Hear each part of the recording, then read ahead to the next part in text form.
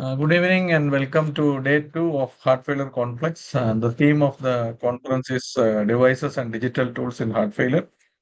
So, without delay, we will move to the first session. I invite the invited the experts, Dr. Jyoti Vijay MS, Dr. Shomu Bohra, and Dr. G. Srinivas. There will be three talks in the session, 12 minutes and 3 minutes of discussion.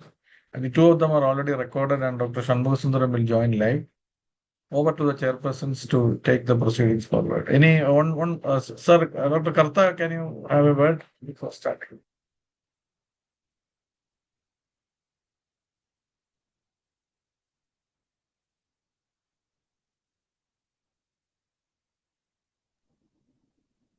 Yeah, good evening to all. I look forward to today's presentation. I think it's going very well. I thought more students would participate, but I don't see many students as participants. I had expected a lot of engineering students also to participate with this. I was thinking whether we could like this music videos and all, whether we can make videos of some of these presentations of Conflux and distribute either I don't know whether it can be sold, but otherwise to all these engineering colleges and all, whether this can be done. And not only these presentation, but even presentations of some of this, our previous meeting, like videos and then distributed. That would be a novel thing to do, I think. We'll think about it, sir. Yeah. So over to the chairpersons for the proceedings.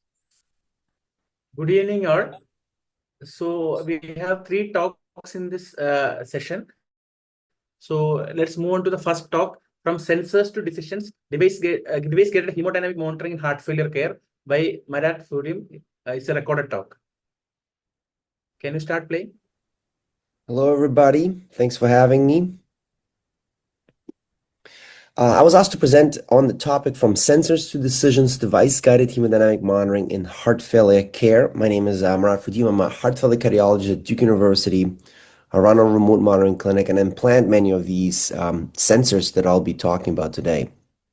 I would like to start, and I know a lot of already been said about this at this meeting, around the bad state of heart failure. Now, specifically in the United States, the mortality associated with the diagnosis of heart failure had a good run from 1990s to the early 2000s here on the top left, and then started rising again to where the levels today in the United States of mortality associated with heart failure, not the prevalence, the mortality associated with the disease per 100,000 inhabitants, is now higher than it was before. So higher now, late 2020s, as opposed to 1999. If you're a young individual, this risk has been climbing for the first time in 20 to 30 years, which is unprecedented. And in the bottom left, if you live in the rural part of this country with less access to cardiovascular care, for example, 60% of the counties in the United States don't even have a cardiologist, and surprise, surprise, many of these counties are in rural America. Just by living in rural America, your rate of dying of heart failure is 30% higher than that in urban America. 104 people in the United States and in most Western countries, and I suspect also not different in India, is gonna be diagnosed with heart failure and then likely succumb to that disease state. Now, we do know that we are not very good about titrating GDMT on our patients, initiating and maintaining. Now, this is an outdated paper by a colleague of mine indicating that less than 5% were on all three pillars of GDMT at that time point, and then also at the highest rates. But to make things more interesting, it's not about just getting people on GDMT, where we do a poor job, but also getting it on people as fast as possible, as shown in the STRONG-HF trial, one of the best trials published in the last 10 years, a strategy trial demonstrating that aggressive GDMT titration with multiple visits. Look, upon discharge, you had to initiate half of the dose, but then patients were seen at week 1, 2, 3, and 6 and derived as such a reduced heart failure hospitalization and mortality. in this clinical trial, where the trial was actually terminated early after about 1,000 patients enrolled.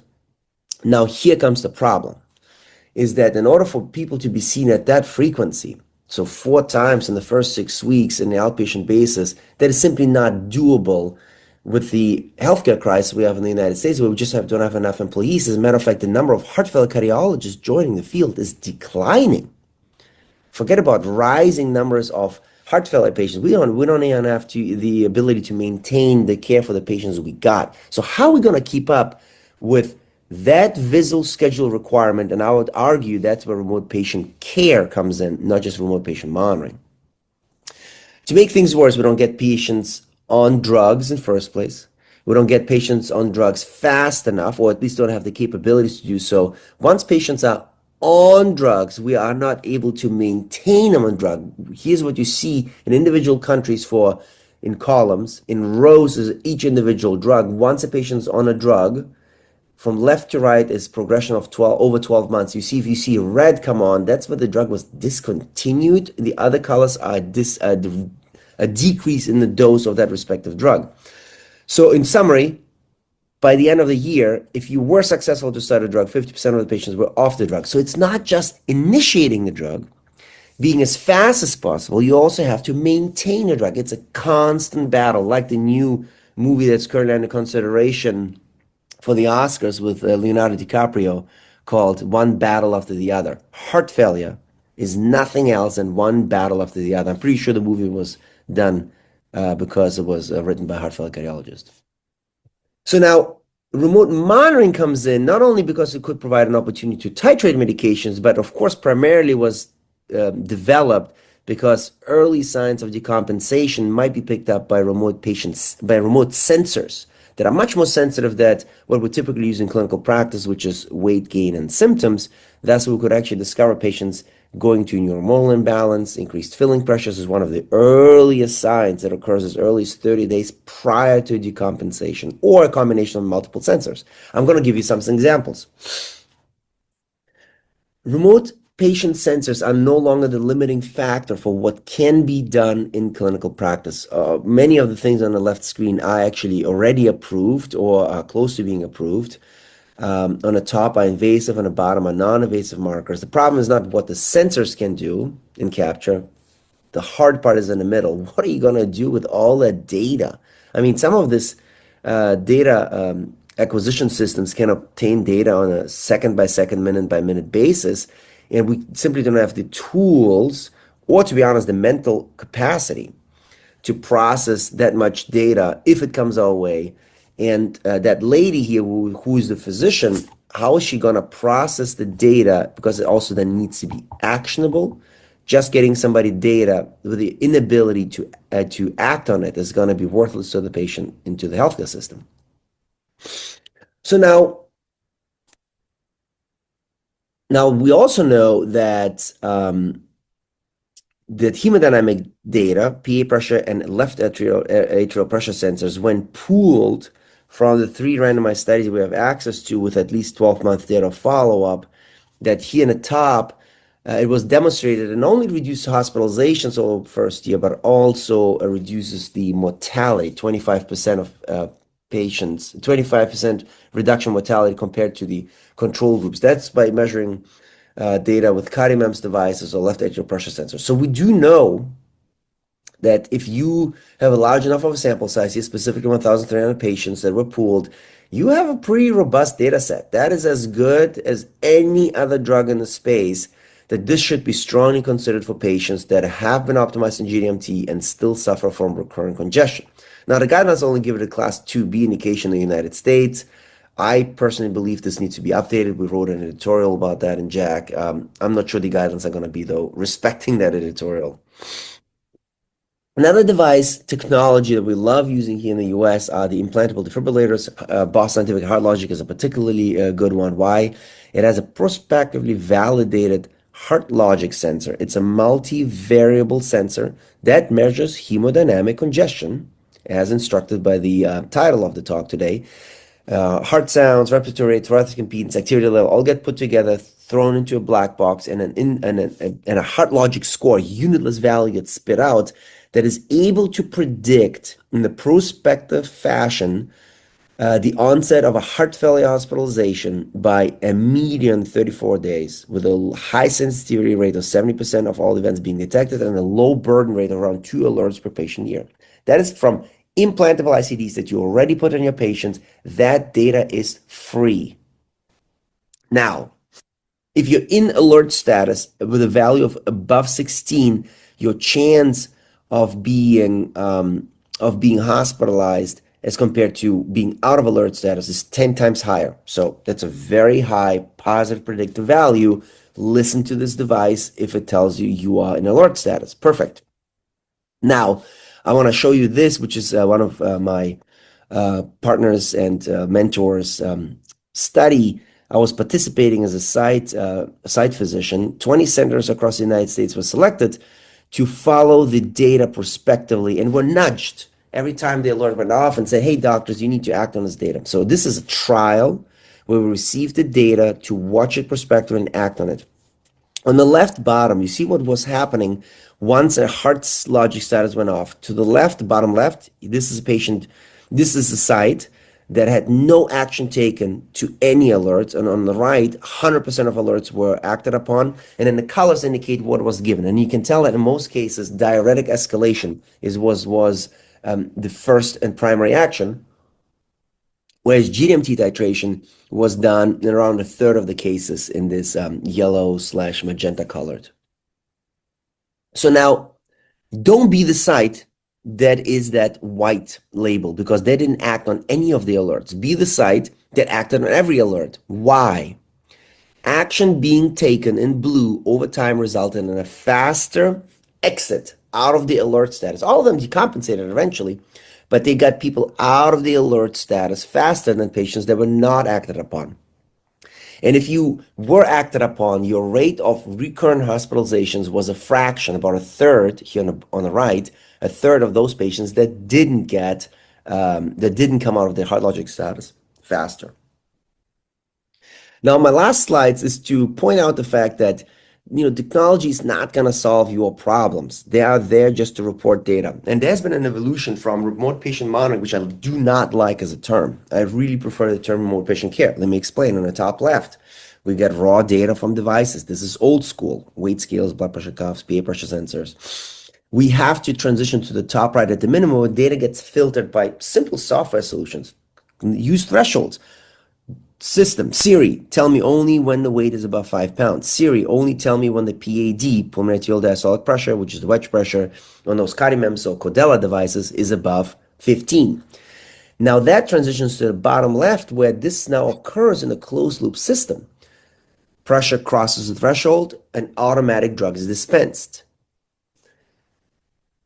Heart rate and blood pressure look in range.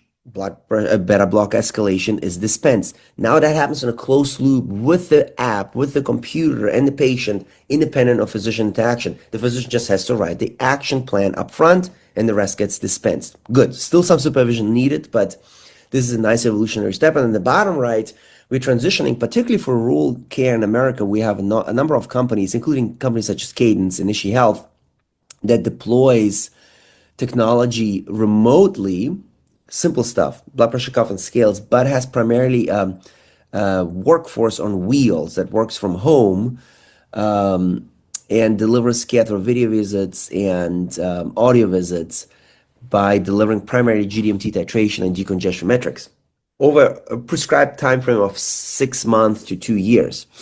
I also officially now partnering with the American Heart Association as a white label provider for GDMT titration post-hospitalization.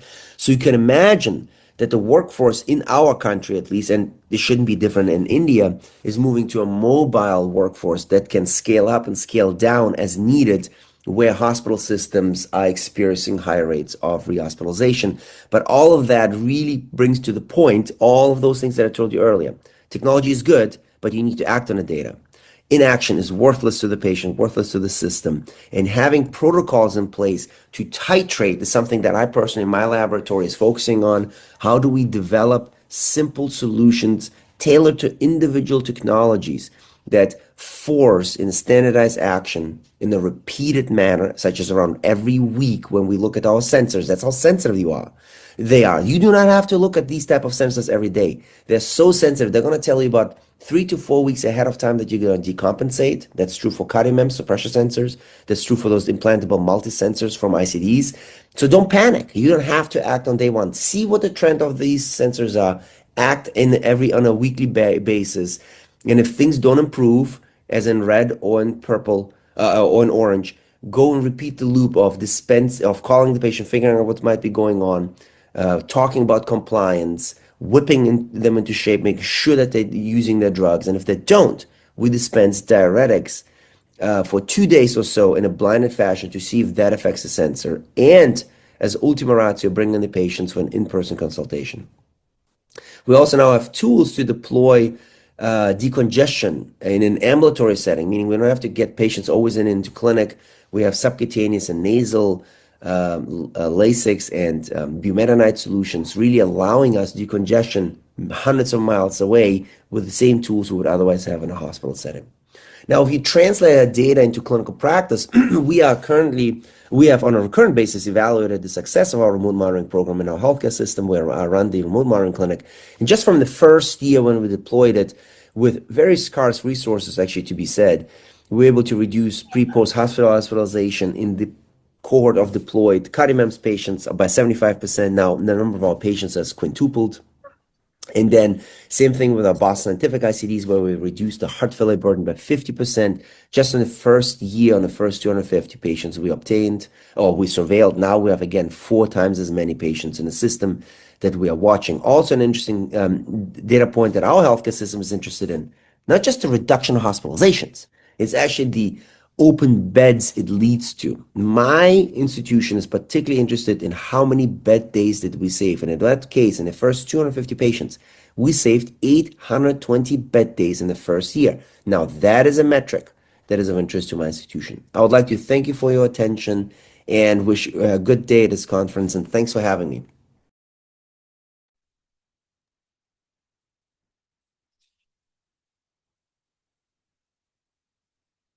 Tomo, any comments?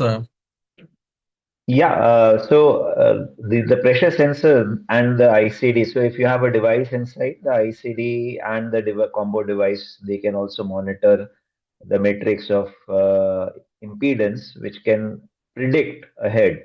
Now, if sir is there online, Yeah, he's Dr. there. Harsh? He's there. Oh, okay, Yeah. okay. So Thank you. yeah. So, Uh, it was a very nice lecture. Which are the patients ideally you would prefer? Is it NYHA class 2, 3, or 4 that you would want to put pressure sensors and monitor these patients very aggressively rather than have everybody in the loop? Yeah, so in the United States, reimbursement to some degree guides who we can put the sensors in. In the United States, pressure-based sensors, meaning implantable sensors, can only be done in patients with a history of hospitalization in the last 12 months, or patients with an NYHA class 3 or 2 that have an NT-proBNP greater than 1,000. So if you're not hospitalized, but your NT-proBNP is greater than 1,000, you can make the case to get that into them as well. So it is class 2 or 3, but I'll tell you in clinical practice, 90 plus of all implants happen in class 3 patients. Now, for non-invasive sensors, that some of them, and I didn't present many of the variables, many of the technologies out there, some of the non-invasive sensors that actually emulate to measure intracardiac pressures, pulmonary pressures, they can be, of course, now dispensed with much lower entry thresholds, meaning no hospitalization needed across all classes of heart failure, not requiring NT-proBNP criteria. There, you'll be just making the case that you trying to keep people out of the hospital and the upfront investment is worth it because the insurance companies usually don't pay for non-invasive monitors to the same degree as for invasive monitors. And do you sometimes see overreaction to the data that is there, which can actually cause a problem to the patient? Absolutely. I would say the most common reaction to sensor data is no reaction. The second most common reaction is overreaction. And there have been trials where, and just recently, the Elevate HF trial was published where having a was presented, subcutaneous pressure sensor on a link device that's a Medtronic ILR resulted in more hospitalization, more deaths than a control arm. And that was in parts because there was just sort of overaction that led to maybe inappropriate presentations to the hospital. Now, having said that, if you look under the hood, many of the appropriate alerts that should have been acted upon were not acted. 69% of all alerts were actually not acted upon. So it is a little bit more complicated than to say overreaction is what happens, underreaction is what happens. It's the most important thing is that we have to take human behavior out of these things, and there's a lot of push by industry and the government to automate and protocolize the action based on alerts, including ideally this is done by robots and AI and not involving human opinions. Because human opinion or brain cannot process the amount of data. That's what I was sort of alluding to. We don't understand the technology well enough. We don't put the data in context. And sometimes you just have to rely on protocols to dispense diuretics. Don't worry about it. Just dispense diuretics, couple days. If that doesn't help, do action B, do action C, get them into clinic. And in clinical practice, we often just want to be safe and say, okay, just come into the hospital. And that's usually the wrong answer. Dr. Fodim, you said the mortality has increased from 2014 to 2019, even though the number of DMT drugs, which has a very good effects, have been prescribed. Then what could be the reason? So that was the very debated question as to why mortality was going the wrong way. So now, first of all, when I published this paper, everybody was calling, news agencies well known about it because, of course, bad news sell, right? And then the Europeans, my favorite one was the Europeans saying, well, that is a unique US perspective because your healthcare system sucks, you have bad politics, and all of that is true. Having said that, then the Europeans, I told them to please, instead of saying stuff like that, run your Western European data. They ran the Western European and have the same trends. So this is not a healthcare access issue. This is not socialized or privatized healthcare system. This is not Republicans and Democrats. It's a little bit more complicated than that. I think what it comes down to is that Coca-Cola and McDonald's over the last 20 and 30 years are catching up with us. The childhood obesity crisis that has started 30 years ago and is accelerating is slowly catching up with that because that child that is obese at age 12, 14, 15 is now 40, 50 years old and now contributes to severe mortality morbidity. That's why the number that contributed out of proportion to this in this United States data set are individuals below the age of 45. We have the young individuals for the first time contribute to the excess mortality that we didn't have before. They were always flat. And I think what you see, I personally believe, is really the cardiometabolic syndrome catching up with us and contributing to the excess mortality. And I think a lot of this mortality, by the way, is HFpEF. It's not necessarily HFrEF related mortality because, as you know, HFpEF is outpacing HFrEF by magnitudes.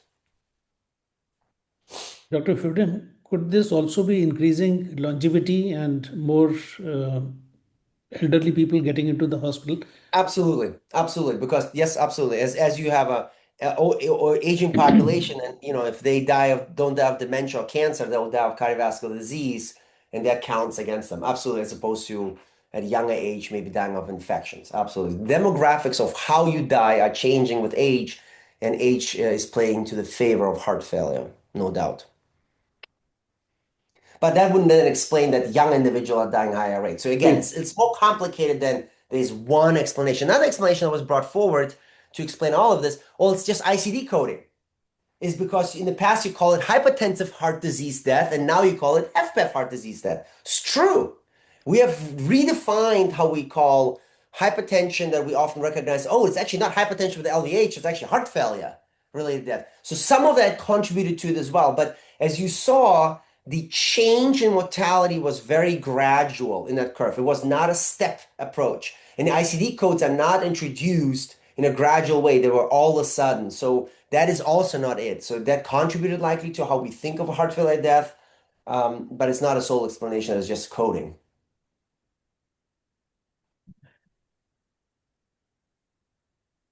We'll move forward due to the lack of. So, thank you so much, Dr. Marat, for joining. Absolutely. So, we enjoyed your talk and the discussion. We'll move forward. Thanks for your attention. Thank you. Over to the chairperson. Yeah, we'll call Dr. Shanmuga Sundaram for his talk on left bundle branch pacing in heart failure. Dr. Shanmuga Sundaram is Professor Vellamal Medical College, Madurai, and he is a world-renowned authority on left bundle pacing and conduction system pacing. Over to you, Shanmuga. Thank you, sir. I'd like to thank Harikrishnan sir for discussing about the role of left bundle branch pacing in heart failure with reduced ejection population. Clinically, when you see the patient who are coming for devices for heart failure, these are the group of patients which we often see. So one is AV block with the LV ejection fraction less than 50%. We popularly call them as block HF patients. Pacing-induced cardiomyopathy with the previous RV pacing lead in situ. Permanent atrial fibrillation with fast ventricular rate with an ejection fraction of less than 50%. Basically, these three group of patients will have a predominant narrow QRS. On the other hand, both LBBB cardiomyopathy, ischemic and non-ischemic, and non-LBBB cardiomyopathy, ischemic and non-ischemic, will have a baseline white QRS, and the morphology may vary between LBBB, IVCD, and RBBB morphology. So heart failure, we essentially have two important issues. One is chronic LV dilatation, pump failure, resulting in recurrent heart failure hospitalization. And obviously, the second one is an arrhythmic problem, which can occur because of VTVF. Let me start with a case-based example. A 56 years old gentleman, post-aortic valve replacement, developed a left bundle branch block after aortic valve replacement. Over the years, chronic LV dilatation because of desynchronous activation, LV dysfunction. Essentially, his coronary arteries were normal and he was having a recurrent heart failure despite guideline-directed medical therapy for more than 3 years. So we know any patient with white QRS will have three different level of dysynchronies, and these three level of dysynchronies needs to be addressed when you want to treat the patient for reduction of heart failure hospitalization and mortality. So narrow QRS patient, obviously you have to go for optimal medical therapy plus or minus ICD. Ultimately, if they are not responding, then you have to refer the patient for a cardiac transplant. On the other hand, in patients with white QRS, we have an interim option of resynchronizing the heart, either with the help of biventricular pacing, which is a gold standard therapy for any patient with white QRS, be it left bundle or right bundle branch block. And we are practicing it for more than now 20, 30 years with a good result. But what you have learned in the last 30 years are nearly one third of the patient will be non-responders, and nearly 10% of the ham can have lead-related issues. And implantation may be really difficult and challenging because of poor venous anatomy. There can be some phrenic nerve captures and high thresholds during follow-up. And more than that, there are certain challenges in India. Majority of the patients, they'll come with very dilated and scarred ventricles at a later stage of natural history. And there are financial constraints. Only 20% of eligible patients actually opted for device therapy in India. That was a landmark study from Dr. Ajay Naik, which was published in IHA. And there are only limited centers which are equipped with well-trained electrophysiologists for putting a biventricular device. So is there any cost-effective alternative? So there comes the role of conduction system pacing. Essentially, the concept is the fibers inside the His bundle are longitudinally dissociated. And when you have any segmental disease within the His bundle, it can produce either right bundle branch block or left bundle branch block. So if you want to correct it, scan the His bundle completely with the help of an EP system. Put the lead just distal to the site of block to correct the white QRS. Or more comfortably these days, we put the lead distally in the proximal left bundle branch fibers or in one of its fascicles, so that ultimately more than 95% of conduction disease can be corrected in a patient with white QRS. So there are wide targets available. It can be a proximal His bundle or distal His bundle. It can be the main trunk of left bundle or one of its fascicles, or very rarely we often target right bundle branch fibers. And even for the atrium these days, we are providing interatrial synchrony by targeting the Bachman bundle. The concept is not new. Way back in 1970, Narula described the role of temporary his-bundle pacing for correcting the white QRS. Subsequently, Sharif had shown that both left bundle match block and right bundle match block can be corrected by placing a temporary pacing catheter across the his bundle. But only in the year 2000, after 25 years of discovering that the his bundle can be used, a human study was published by Dr. Deshmukh et al., where he has used the conventional styler-driven lead for capturing the his bundle. We know the limitations: lead dislodgements, rise in threshold, narrow target zone, and need for backup pacing. So ultimately, this problem was a big issue in adopting this as a standalone technique. Dr. Wong in 2017 introduced the concept of direct capture of left bundle fibers, and from then onwards, there was never a look back for conduction system pacing in not only in India but also in the world. The left bundle fibers are broad fan of fibers. It comes out of the NCC-RA junction or NCC-RCC junction at the crest of the interventricular septum, and it innervates most of the interventricular septum in the proximal one-third aspect. So you may have to go all the way from the right side of the septum to reach the LV subendocardium, where you can see the broad fan of left bundle fibers. The procedural technique it's almost like doing a dual chamber pacemaker, septal pacing. The only difference being deploying the lead in the proximal aspect of the septum just below the distal bundle. So it's better to you do it with the EP system, at least in patients with heart failure, where you may have to identify the his bundle first, go 1.5 to 2 centimeter below the his bundle, deploy the lead either rapidly or by giving interrupted rotation by monitoring the pace QRS and the unipolar pacing impedance. So once you reach the target site, as we are pre-exciting the left ventricle, we'll be able to see an incomplete right bundle branch block in the surface ECG, along with a beautiful left bundle potential on the pacing lead when you can connect it to either to the EP system or PSA. So as far as the procedural technique is concerned, it's much simple. You don't have to really struggle for getting into a good vein. There is no issue of phrenic nerve capture. There's no issue of rise in threshold. And even the procedural complications, the left bundle branch pacing, it's much less as compared to a conventional biventricular pacing. So more importantly, it's not about just reducing the complication, but also in improving the procedural success and clinical outcome. So here you can see two images of echocardiography done at 1.5 years interval. This particular LV with a dimension of nearly 8 centimeter with a dysynchronous activation and probably a little thin septum. This patient, we did a left bundle pacing with a dual chamber pacemaker. When we could get into the left bundle properly, in the next 1.5 years, he could regain the muscle mass along with improvement in LV ejection fraction. So this is possible only because of a superior electrical resynchronization. This is how the left ventricle will be activated when the patient has a baseline white QRS with left bundle branch block. You could see the right ventricle getting activated first, followed by a very delayed activation of the lateral wall of the left ventricle. But when you put the lead in the left bundle, you can see how quickly the LV is getting activated, and the lateral wall of the left ventricle will get activated near simultaneously with the right ventricular activation. So you'll have not only the electrical resynchronization, but also the mechanical resynchronization. That is what that may be the reason why we are getting a significant reduction in mitral regurgitation as early as 10 days when you do a conduction system pacing.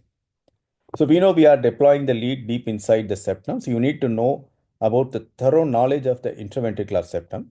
If you have any scar in the septum, then penetrating the lead inside the septum will be difficult. So either you can use a pre-procedural echocardiography to measure the septal thickness, to look for the texture of the septum, or more comfortably, if you can get a cardiac MRI before the procedure, you will be able to measure the thickness and also the scar distribution in a better way. If the patient has a completely scar-free myocardium, I think you'll be able to deploy the lead without much difficulty. But when you have a sparse scar here and there, you have to look for the distribution of the scar. If there is a complete destruction of the septum, like in this case, you can see a transmural enhancement involving whole of the interventricular septum. The lead will not go in whatever be the amount you are going to use and whatever be the lead you are going to use, whether it is a lumenless lead or silent-driven lead. And this group of patients may end up in getting a conventional biventricular CRTD. On the other hand, if the scar is away from the conventional zone, if that deployment zone is completely free of scar, then the deploying the lead inside the septum to reach the left bundle will be much, much easy. So this is how you can see a complete correction of QRS morphology, a baseline wide left bundle branch block. After doing a conduction system pacing, after doing an AV delay optimization, you can see near normalization of the QRS complex. And this in turn will result in complete resynchronization of the left ventricle. And it is not uncommon to see a normalization of the LV function at the end of 3 to 6 months, depending upon the natural history. So it's not about only doing the left bundle branch pacing, but also about deciding whether the patient needs additional modality. So this particular patient had a old inferior wall MI. Essentially, he had a scarred inferior wall territory. So it's important to add an ICD lead in this group of patients. So we tend to put the left bundle lead first and put an ICD lead first and look for the correction of QRS morphology. So if the QRS is completely corrected, then you can use a dual chamber ICD and what we call it as a LOT ICD. Or if there is an incomplete correction of QRS morphology, for example, if there is a residual notches in the lateral leads, or if you are not getting a right bundle conduction delay in the lead V1, then you may have to put an additional coronary sinus lead. So instead of using two different leads for doing a CRTD, so off late we started using the left bundle ICD leads, which is being specially designed for doing a conduction system pacing. So these leads you can deploy directly into the left bundle zone. The sensing will be good, and you have to probably check all the parameters on table, induce VT, see whether it is directing properly or not, but see whether it is delivering the shock appropriately or not. So these sort of leads probably in the future will tend to reduce the number of leads crossing the tricuspid leaflet, reducing the risk of valve lead-induced tricuspid valve regurgitation, lead-lead interaction. Thereby, it may result in probably what is called as a cost-effective resynchronization therapy.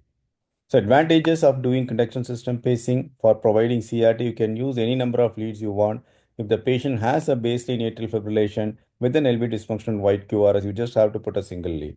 In majority of the patient with non-ischemic cardiomyopathy, you will be able to do a good job with the dual chamber pacemaker. On the other hand, if you feel the QRS correction is suboptimal, you can add a top-up lead and use either a CRT PPG or a CRTD PG.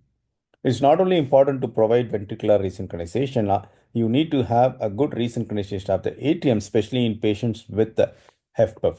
So, in fact, what we believe that there is, as of now, there is no device therapy for HFpEF population. But once you understand the Bachman bundle physiology, in the future, this may be one of the important device therapy which can be offered for patients with heart failure with preserved ejection fraction. The concept came from the MyPace trial, where they have shown that elevating the baseline heart rate might improve the heart failure symptoms in patients with heart failure with preserved ejection fraction. So while elevating the heart rate, instead of pacing the appendage, if you're going to pace the Bachman bundle, that is all the more it will all the more provide a good interatrial synchrony, thereby reducing the LM mean pressure and reducing the pulmonary venous hypertension. So probably in the future, you may see a patient getting a complete total electrical resynchronization therapy of the heart by getting a atrial synchronization with a Bachman bundle lead and ventricular resynchronization with either his bundle or right bundle lead. So a lot of studies are available. So majority of the studies are retrospective studies, but of late in the last 2, 3 years, we are getting a lot of randomized small number comparative studies comparing the role of left bundle versus biventricular CRT for patients with heart failure, the role of left bundle pacing versus RV pacing for patients with bradyarrhythmia and preserved ejection fraction.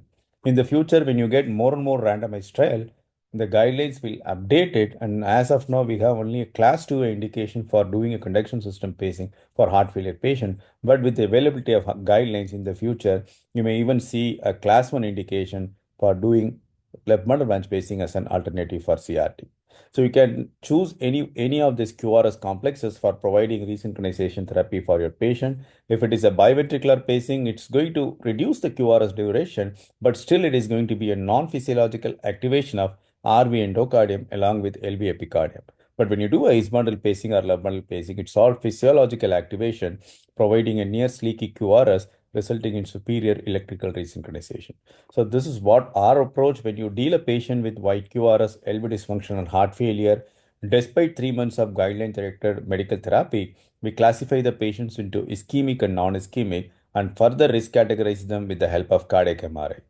In ischemic cardiomyopathy, it is essential to add an ICD lead, but in non-ischemic cardiomyopathy, when the myocardium is completely scar-free, as suggested by cardiac MRI, you can offer a pacing-only strategy and keep that ICD as an optional one. And this pacing-only strategy with the help of love bundle pacing can result in normalization of the LV function in nearly 80% of the patient when you treat them at an early part of the natural history. So I'll stop here and happy to take question. Thank you for your patient listening.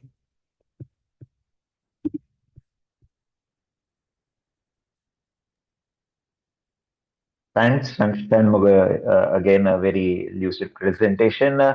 Shanmugha, two questions. One, you have pointed out non-ischemic versus ischemic. So you find ischemic more better as compared to non-ischemic or otherwise? So non-ischemic would respond much better, is what I understand, in Exactly. appropriately treated Exactly. patients. It's really about even in Yeah. connection system pacing, the patients with non-ischemic cardiomyopathy, they have a better chance for improvement in their LV function as compared to ischemic cardiomyopathy. Because in majority of the patients with ischemic cardiomyopathy, they'll be completely scarred myocardium. So you will not have enough myocardium to provide resynchronization.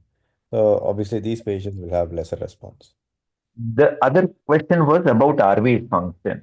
So if you have an RV dysfunction, what do you do? Would you do a lot CRTD? Would you do just left bundle pacing, or you would not do much in these patients? Because So RV failure is not uncommon in DCM patients. You have a patient who has LV dysfunction, but you also have RV dysfunction. But while in ischemic, mostly they are LV dysfunction with a preserved RV. And putting in a left bundle pacing in these patients with RV dilated and significant TR may be a little bit more challenging. yeah. So first, I would always analyze the patient about the nature of the LV. LV comes first. In majority of the patients with the dilated cardiomyopathy, the RV dysfunction occurs secondary to elevated end-diastolic pressure, LA mean, PVH, and PAH. So if it is secondary to this phenomena, due to this phenomena of elevated LV-EDP, PAH, and RV dysfunction, I'll still go ahead and putting a left bundle lead plus or minus CS lead depending upon the QRS correction. Once you improve the QRS morphology, once you improve the LV function, automatically the RV function will improve when you have a reduction in PA pressure. In fact, we have seen free mitral regurgitation, free flowing mitral regurgitation. Once you stabilize the patient and do a conduction system pacing, the severity of mitral regurgitation comes down and the pulmonary artery pressure comes down. Indirectly, it improves not only about the RV diastolic function but also the RV systolic function. Vijay, any comments? Sir, when you're going to put an ICD for a patient with LV dysfunction, which is a common scenario, when will you consider adding a conduction system pacing lead or a combined lead when it is coming, like Omnia Secure? Yeah, so when it is a CRTD indication, I'll always start with that ICD lead, DF1 ICD lead. As of now, we don't have option of adding four leads together. So I'll always put a DF1 ICD lead first and then put the left bundle leads. So when the left bundle lead is completely correcting the QRS morphology with a good RV peak time, then I'll stop there, put the atrial lead and connect it with the dual chamber ICD. On the other hand, if the patient's QRS morphology is not getting completely corrected, then I will try to put a CS lead and make it as a LOT CRTD. So I know in the future, with the availability of left bundle defibrillator lead, which both Medtronic and Abbott is coming up, so probably with that, you can reduce the number of leads crossing the tricuspid leaflet. You can use just a single lead, go into the left bundle with the help of a sheath. If you feel that the QRS correction is good, probably you can leave there. or you can put an additional CS lead if there is an incomplete QRS correction. So that is the future, combining conduction system pacing with the defibrillation therapy. So there was a question in the thing whether for a 28-year-old DCM patients, what kind of ICD lead would you put, and it will all depend on the QRS width rather than anything else. Lastly, Shanmugam, your topic was left bundle pacing for prevention in heart failure. What about prevention of heart failure? Left bundle pacing. Obviously, yes. So when you go for a conduction system pacing for bradyarrhythmia patients with a preserved ejection fraction, I think that is all the more important in reducing the incidence of pacing-induced cardiomyopathy. So whatever said and done, the pacing-induced cardiomyopathy is still seen in 8 to 10% of the patient when we do a clinical follow-up. And in these patients, definitely it is going to reduce the incidence of heart failure hospitalization. So in fact, we have seen patients coming back with a reduction in LV function when they have a loss of conduction system capture. So the capture of conduction system is all the more important whether the patient has a preserved LV function or reduced ejection fraction, reduced LV function.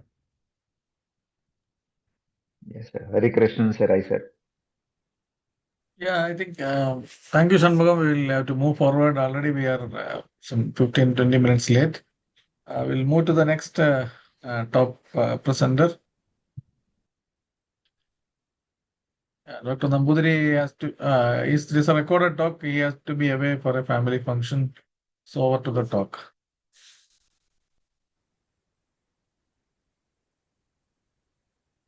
Good evening, everyone. In the next 12 minutes, we'll be discussing the device-based strategies for sudden cardiac death prevention in heart failure patients. It's very well known that despite pharmacological therapy, all the trials have shown significant residual risk in patients with a heart failure with a reduced ejection fraction. The number needed to treat in these studies had been to the tune of 7 to 27, standardized to 36 months. Still, the mortality remains very high, and it is important to have additional device therapies that would supplement the pharmacological therapy in these cases. There are many devices that have been approved for stage C and stage D chronic heart failure. Of them, the important ones are ICDs, CRTs, LV assist devices, then the transcatheter edge-to-edge mitral valve repair, aortic valve replacement, transcatheter tricuspid valve replacement therapies to great extent, and certain devices that could help to reduce mortality by supplementing, not in isolation, no great trial results, despite it could have a negligible impact on the outcomes of mortality in these cases, like remote hemodynamic monitoring, bioreflex activation therapy, and cardiac contractility modulator. If you see the hierarchy of mortality impact, that could be maximum with ICD, then with the cardiac resynchronization therapy, LV assist device in patients with advanced heart failure, then the mitral clip bioreceptor activation therapy, and monitoring devices like CardioMEMS. If we all know that sudden cardiac death rates in patients with heart failure and significant LV dysfunction is very high. If you see the statistics, of the mortality, 50% of them are related to sudden death.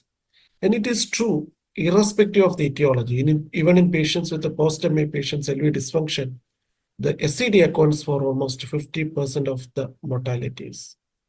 As you can see in this case, who was treated with the ICD, automatic implantable cardioverter defibrillators, or so-called ASCDs.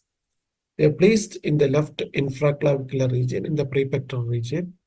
The leads are put into the RV. There are defibrillation coils within the RV. As you can see in this case, here, there is a ventricular arrhythmia onset. And within a few seconds, this has been identified. And a treatment has been delivered, a shock has been delivered in this case. So restoring sinus rhythm and avoiding sudden cardiac death. So this is a direct impact. In these cases, sudden cardiac death can be greatly prevented by having an ICD. So which all patients would benefit with ICD? Not all, obviously. And those patients with LV ejection fraction less than 35%. That means patients with a moderate to severe LV dysfunction. Patients with a class 2 or class 3. Class 1 may not benefit significantly because the impact will be less.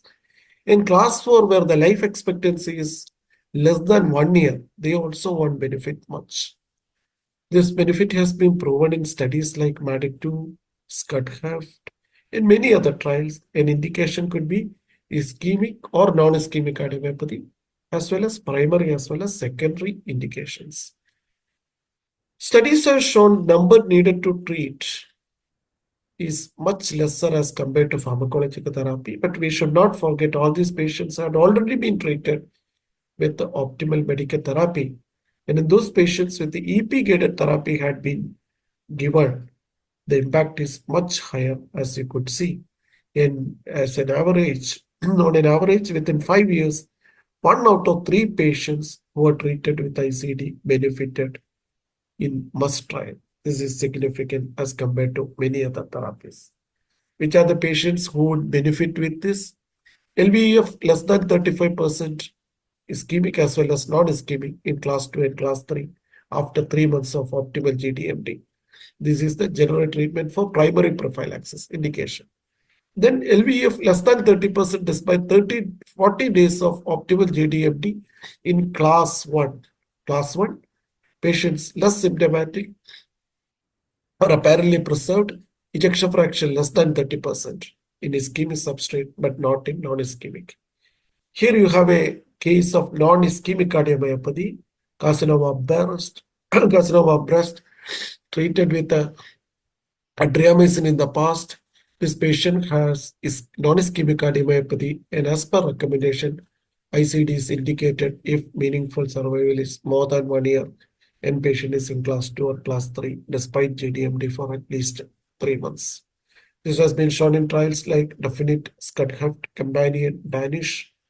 This is a case of ischemic cardiomyopathy, thereby meaning that this patient had multiple MIs in the past, ejection fraction is significantly impaired, and it's for primary prophylaxis. That means there was no NSVT, VT, or sudden cardiac death, and this patient would benefit significantly by having an ICD implanted, as shown in studies like SCUD-HEFT, MADIC2, MUST, and MADIC1. This has been shown universally across significant reduction in relative risk. This particular aspect Dr. Shanmugam has discussed already. This is in patients with the LVUB, significant LV dysfunction. Of all patients with the dilated cardiomyopathy, almost 20 to 25% can have wide QRS and LVUB pattern or IVCD. So they can cause heart failure. And this patient had normal coronaries, LVUB, wide QRS, global LV hypokinesia. These patients can have 3 types of dysynchrony. One is atrioventricular, that is impaired filling of the ventricle. Then interventricular, both right and left side of the ventricles, left ventricles could have significant delay in ejection, and also within the ventricle, that is within the left ventricle, intraventricular between the septum and the lateral wall. So that is called intraventricular, and that can cause abnormal septal motion, reduced dP by dt, and over a period of time remodeling and increased risk of sudden cardiac death. And CRT has been shown to improve survival and reduce, if it is CRTD especially, reduce the prevalent chance of having a sudden cardiac death. Only a few patients would merit for this case, and CRT defibrillator significantly reduces the mortality as shown in many trials, and even CRTP alone could have an impact in mortality as shown in MADIC CRT and RAF studies. Another case where we had a CRT implanted, as you can see, the initial part, you have significant impairment of the LV function, and afterwards, the LV ejection fraction improves significantly. So here it is very clear. So ejection fraction impaired, and then the ejection fraction improves with the CRT therapy. What are the, even in patients with a complex congenital heart disease, as you can see in this case, the patient of corrected TGA, where we had implanted a left bundle, it's actually a right bundle pacing, first series in the as such, and patient had significant improvement in ventricular function. Left ventricular assist devices are indicated in patients with a stage D heart failure, refractory to medical and device therapy, as a bridge to transplant or as a destination therapy, significant reduction in mortality in these cases. These are the therapies which are investigational or already approved, but without significant reduction in the prevention of sudden cardiac death. But transcatheter edge-to-edge mitral valve repair, where it is used in patients with a moderate to severe or severe secondary MR, LV ejection fraction 20 to 50%, left ventricular systolic dimension less than 7 centimeter, patients not with severe pulmonary hypertension or right heart failure. This could significantly reduce the chance of mortality. In many cases, as I mentioned earlier, it is mediated by reduction in the sudden cardiac death. Some of these indications have been very clearly defined for baroreflex stimulation, phrenic nerve stimulation, CCMs, and also for MTIR, and especially with the MTIR, that is transcatheter edge-to-edge repair of the mitral valve. This can reduce the mitral regurgitation and improve the heart failure and secondary MR. COAPT study had shown that significant improvement in patients with heart failure and secondary mitral regurgitation, and other evidence also. It's available now, but it is useful only in selected patients with secondary MR. Like COAPT, heart failure with the moderate to severe ejection fractions, LV dysfunction, and severe functional mitral regurgitation, especially with the severe functional mitral regurgitation, despite maximally tolerated GDMT, not a surgical candidate. And it reduces the heart failure hospitalization and also decrease all-cause mortality. Cardiac contractility monitoring is another one, which is very costly, hardly done in the country, only a few cases reported, but it works by delivering a biphasic long duration electrical stimulus, high voltage, to the septum of the right ventricle during the absolute refractory period of the myocardium. It does not result in myocardial contraction like our CRT, but leads to structural and functional changes in the myocardium. Baroreflex activation therapy is another one, but the impact on sudden cardiac death is less, so I'm not going to discuss in detail. Device-based phrenic nerve stimulation is another one. So these conditions were to use in patients with the wide QRS, ejection fraction less than 35%, ICD with or without CRT, or a combination of both. And when you have a narrow QRS, no ejection fraction, either ischemic or non-ischemic cardiomyopathy, as mentioned, based on the indications above, ICD can be considered. They are not candidates for CRT or ICD, CCM or BAT are other options. And in patients, I selected patients with a moderate to severe or severe secondary mitral regurgitation. There is a role for transcatheter mitral valve edge-to-edge repair or mitrectomy. Concluding, ladies and gentlemen, there are several device-based therapies that have been found useful in reducing sudden cardiac death in different phenotypes of heart failure. Of them, ICD and CRT have the highest mortality benefit.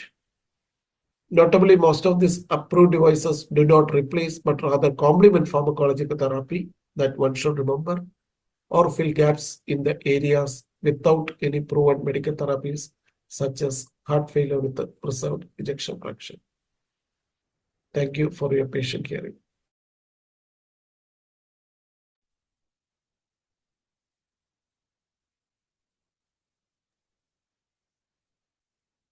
Somo, any comments? Because Dr. Nambudiri is not there. Yeah. Yeah, means ICD is the recommended therapy for patients who to prevent sudden cardiac arrest. Having said that, in low ejection fraction stage 4, unless you are wanting to give them a cardiac transplant or a LVAD, they should not be done. Now, there is a subgroup with normal ejection fraction also, like HCM, restrictive cardiomyopathy, who can present with heart failure. And in them, an ICD therapy appropriately chosen can also prevent a sudden cardiac arrest. So obviously, all these have their own effects and side effects. Doing a therapy can have inappropriate shocks, and shocks itself can increase the heart failure in many patients. So appropriately, uh, patients should be screened to actually give these therapy to a deserving patient. Now, cost of an ICD single chamber would vary from 3 lakhs to around 5 lakhs. Double chamber would be around 4 to 5 lakhs, and LVAD devices go up from 70 lakhs to 1 CR also. So they are costly therapies, and in addition to that, they require medications. And in the new era, wherein you have ARNIs as a therapy, wherein the both the morbidity and mortality has decreased significantly with ARNI, the additional role of mortality reduction, especially in non-ischemic DCM patients. So, non-ischemic, wherein the scar burden is less, you might not want to give an ICD because they respond well to therapy and CRT therapy, because if the ejection fraction improves, obviously the need for ICD also decreases. So, this would be my take on. In the primary prevention, I think with the all the GDMT drugs having very good effect, probably how long do you wait? You will wait for 3 months or?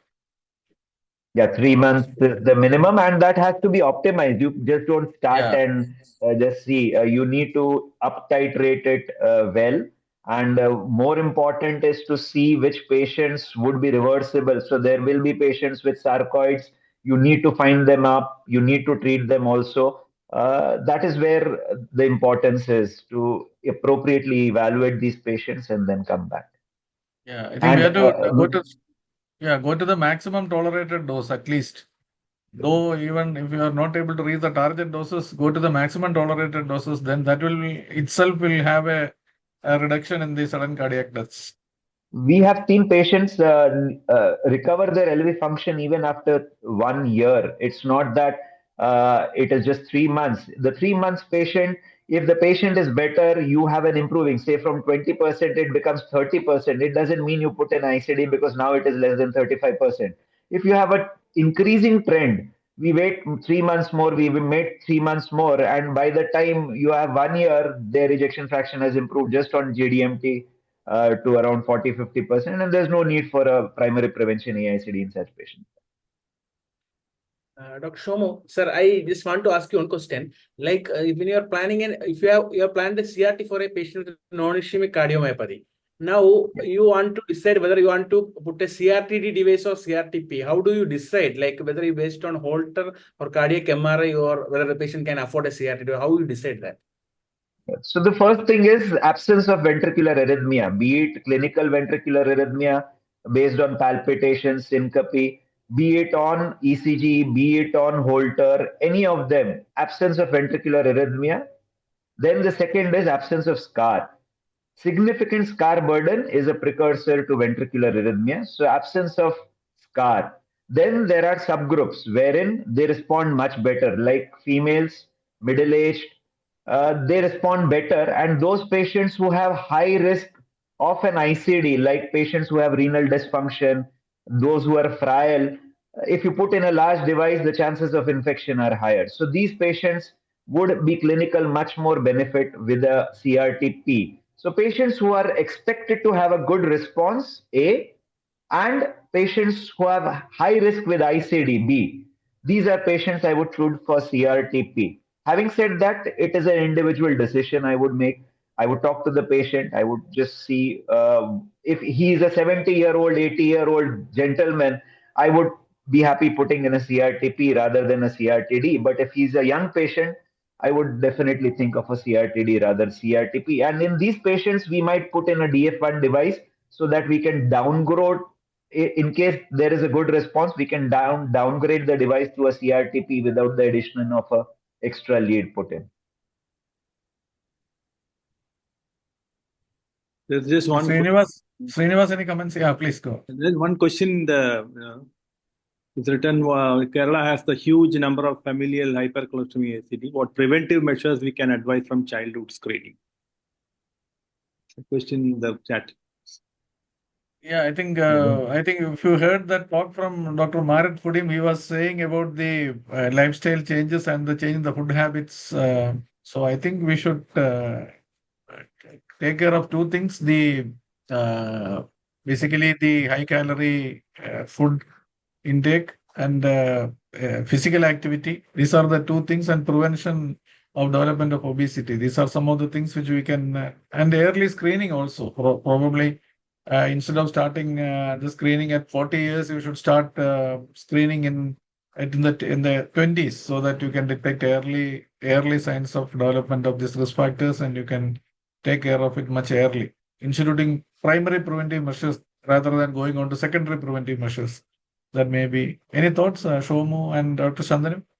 Yeah, medications are there, and now with all these injectable anti-cholesterol medications, they can just bring down your cholesterol less.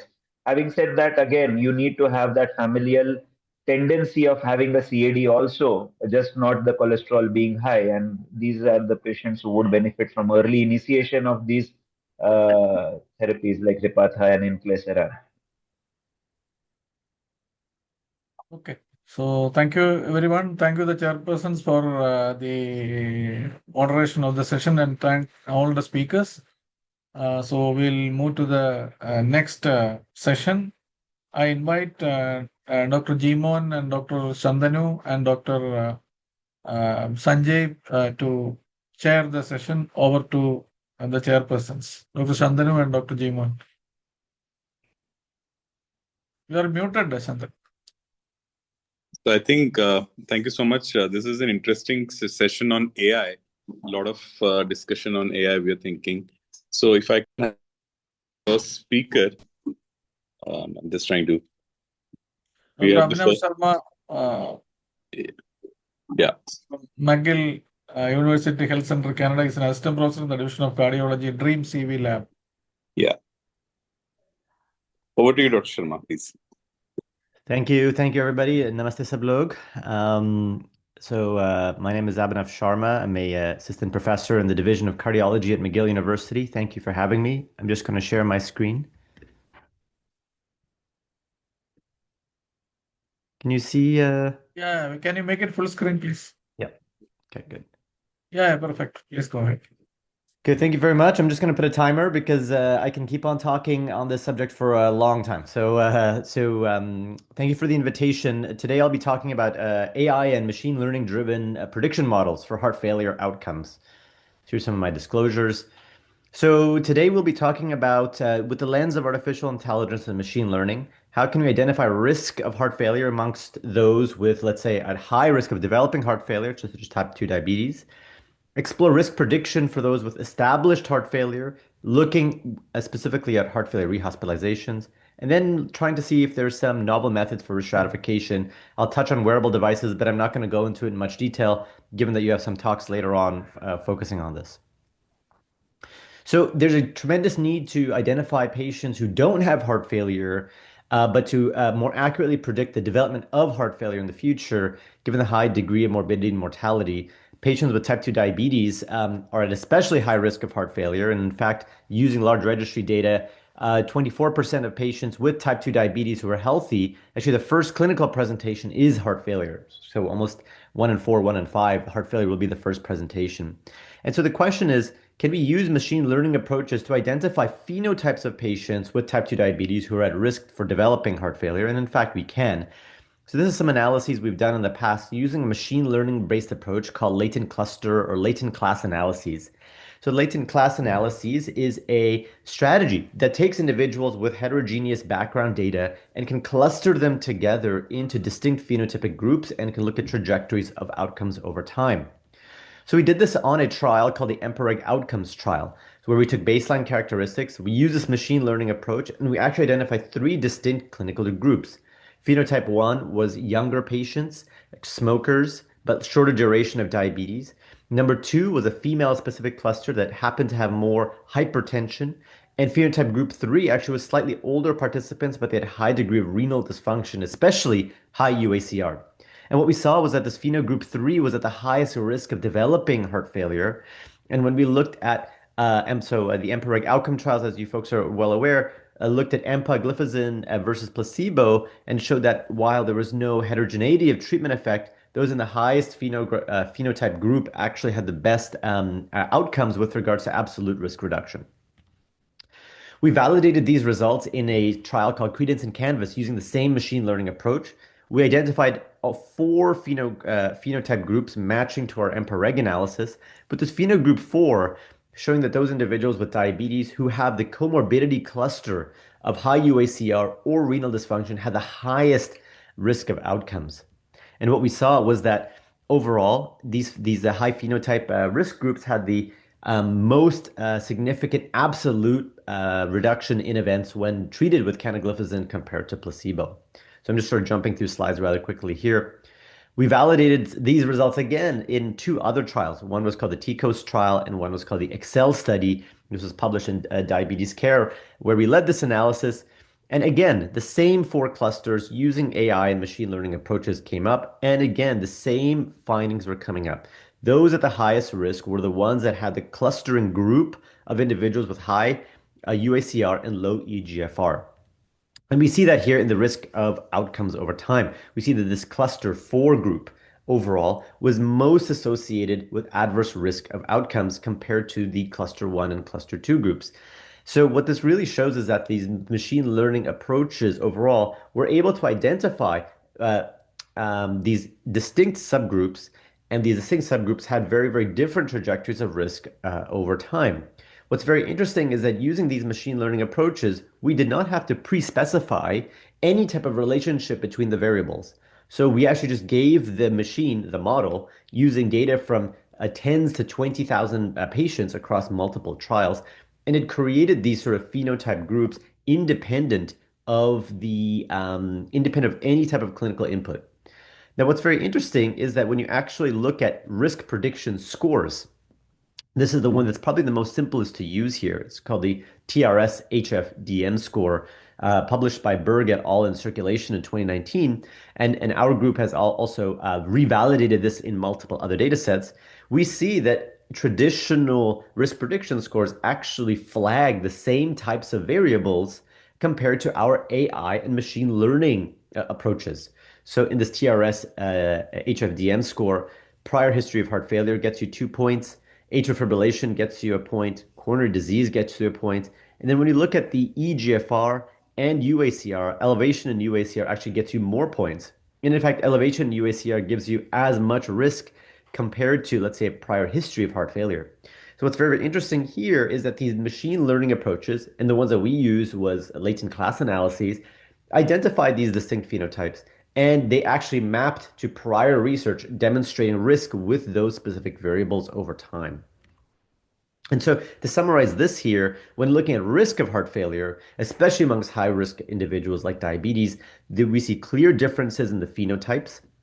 Machine learning identified these and especially picked out individuals with type 2 diabetes and elevated UACR or CKD as the highest risk group for developing heart failure. And this aligns with risk prediction models that were already published in the past, showing that these AI ML agnostic tools can actually map to established risk prediction models. So this is actually very, very exciting research from that point of view. Now, if we move now to the next step of looking at AI or ML-based risk prediction in heart failure, so those with established heart failure, what does the literature say? Well, there's a lot of potential use cases here. So if you're able to use machine learning on large databases using data agnostic tools, you can look at risk stratification, identifying patient subgroups, and optimizing treatment pathways. The prior presentations have really shown the importance of identifying the appropriate subgroups for treatments over time. And by accurately predicting likelihood, let's say, of rehospitalization or hospitalization, we may be able to tailor intervention, reduce hospital visits, and reduce costs while improving patient outcomes. So this scoping review, which was done by João Abreu and colleagues, very recently published in 2025, looked initially at over 1,200 papers and eventually went down to 27 studies that were included in the review. And they looked at all of the different risk prediction models that were identified. What was important to note was that most of the risk prediction models that have been developed and that have been utilized right now are focused on hospitalization or rehospitalization, especially in North America, Canada, and Europe. There are often financial penalties given to hospitals for readmission. So that's why it's very important to focus on those categories. Unfortunately, there was not a lot of AI or ML specific models looking at other elements such as pacing modulation, optimizing pacing settings or thresholds, as you heard in the previous talks here. So there was really seems to be a focus on rehospitalization risk prediction. Now, what's very interesting is when you look at the 30, 90-day rehospitalization and then the just all-comer rehospitalization rate, what we see is that a variety of different types of deep learning and AI approaches were used, from gradient boosting approaches to deep networks to categorical boosting to extreme gradient boosting. I'm not going to go through these in a lot of detail, but when we look at the median AUC, what we see is that in the 30-day risk prediction, actually, it's not very, very strong. These ML approaches are not very strong, but they improve over time as we get into longer and longer follow-up. This is unfortunately a classic problem in machine learning because the 30-day readmission rate, while high, doesn't have as much sample size. So you're actually not able to get very, very strong risk prediction models. Now, when you look at the best prediction models, you have an AUC of around 0.88, which is actually pretty good, which is a categorical boosting AI model. And now what's very interesting though is when we compare this to traditional risk prediction models, such as Seattle heart failure model and the MAGIC risk score, these were clinically validated and developed a long time ago, back in 2006 and 2013 respectively. And these actually use very, very simple to use clinical risk scores. So for example, with the MAGIC risk score, you take age, sex, BMI, ejection fraction, New York Heart Association, and other clinical variables like creatinine, blood pressure, diabetes, use of beta blocker, angiotensin receptor blocker use. In fact, this hasn't been updated to include the new therapies, but overall, it's a very, very simple model. And when we put together all of the different validation cohorts, what we see is that when we look at the Seattle heart failure model and the MAGIC risk score, you have AUCs going from 0.82, let's say, to 0.8 and a little bit lower. But the risk prediction is actually fairly similar, even of these simpler models compared to the more complex machine learning approaches that have been used currently. So what this shows is that the AI and ML models in heart failure have potential, but because they're using basically the same variables as the traditional risk models, you're not able to see a vast outperformance of prediction capability. So you see similar performance compared to more simpler risk prediction tools. So here, I think where AI and ML will shine is when we have more complex and multidimensional data, such as looking at rehospitalization, but also home data as well. What's happening to these individuals outside of the hospital setting? What's happening to the environment with pollution, with ability to access medication, with diet?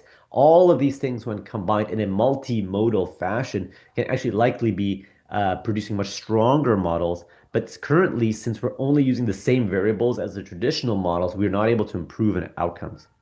And very briefly, I just want to touch on wearable devices. I know you're going to talk about that later, but our lab, the Dream CV Lab, focuses on the development of digital biomarkers. So we've worked with companies and the devices from these companies like Amazon, Apple, Withings, and even local companies here in Canada to see, can we develop digital biomarkers to predict risk over time. And so this was a paper we published actually just a couple months ago, looking at the association between wrist-worn accelerometry biomarkers and mortality risk in heart failure. So we used the data from a cohort called NHANES, and using the raw signaling data, we calculated this acceleration magnitude vector calculation. So depending on your acceleration, we're actually able to compute a score called SVM. And then with SVM, we take the sort of top 90th percentile. So basically what this means is that if you're going about your day-to-day life, you've got a wearable watch, there's an accelerometer that's rotating inside this watch. And we take the top acceleration that you're able to achieve, so the 90th percentile of the acceleration.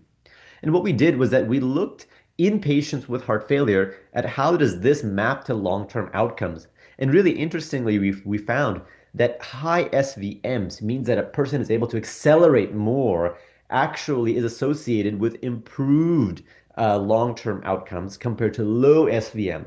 So even a short 7-day wearable device with an accelerometer, which can be found on any device in theory, could predict long-term outcomes above and beyond traditional risk scores. So what this highlights is that when we use AI and ML models using electronic health record data or clinical data, that may not be enough. There's probably other things that are happening in a person's environment about their own physical capacity that we need to develop more complex multidimensional models to predict long-term outcomes. So here, novel digital biomarkers may actually be a more novel and computationally cheap way or inexpensive way to look at outcome prediction. It can be extracted from almost any device, but more studies are needed to validate these findings. So in conclusion, heart failure is one of the most under-recognized but significant cardiovascular outcomes, especially in high-risk patients like diabetes. And clinical phenotypes can be extracted using AI and ML models. However, when we look at heart failure specifically, AI and ML strategies don't outperform more traditional models, likely because we're not taking advantage of the complex multidimensional data, and we need novel strategies of risk prediction to provide methods of risk stratification. So with that, I thank you very much, and I'm open for a few minutes to take some questions. Great, Dr. Abhinav, very exciting publications and concepts. Any questions from anybody before I ask? Yeah, so I think you mentioned about the accelerometer thing. That's very interesting. So, what exactly can you just define what is acceleration? I mean, in day-to-day activity, you said. Exactly. So if you have any type of, let's say, smartwatch or even a regular cell phone, there's generally what we call a triaxial accelerometer within the device. So as you move, that accelerometer will increase and therefore will suggest that you are moving. This is how you can calculate step counts. This is how a phone knows that you're moving from one place to another. It's through this motion of the accelerometer within the actual device itself. Most watches now, actually smartwatches, will have an accelerometer built into the actual device also.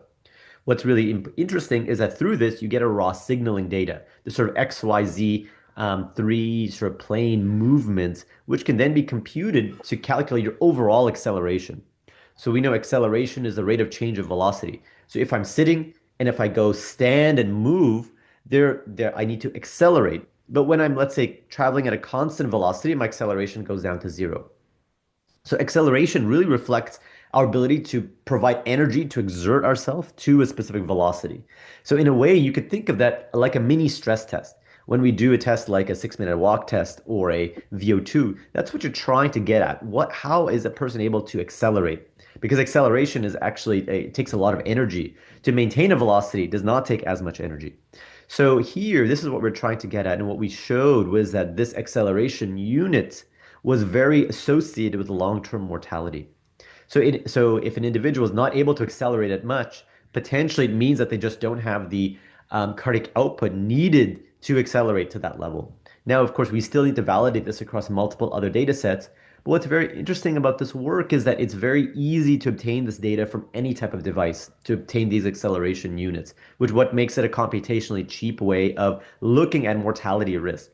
When we look at the AI and ML models that were looked at the Joao Abarro systematic review, those were what we call computationally expensive. You need large health records. AI models have to scour through these data records. They're pulling all of the data that's within it to create these risk models, only to find that these risk models don't really outperform simpler models over time. So as a result, oops, sorry, 1 second here.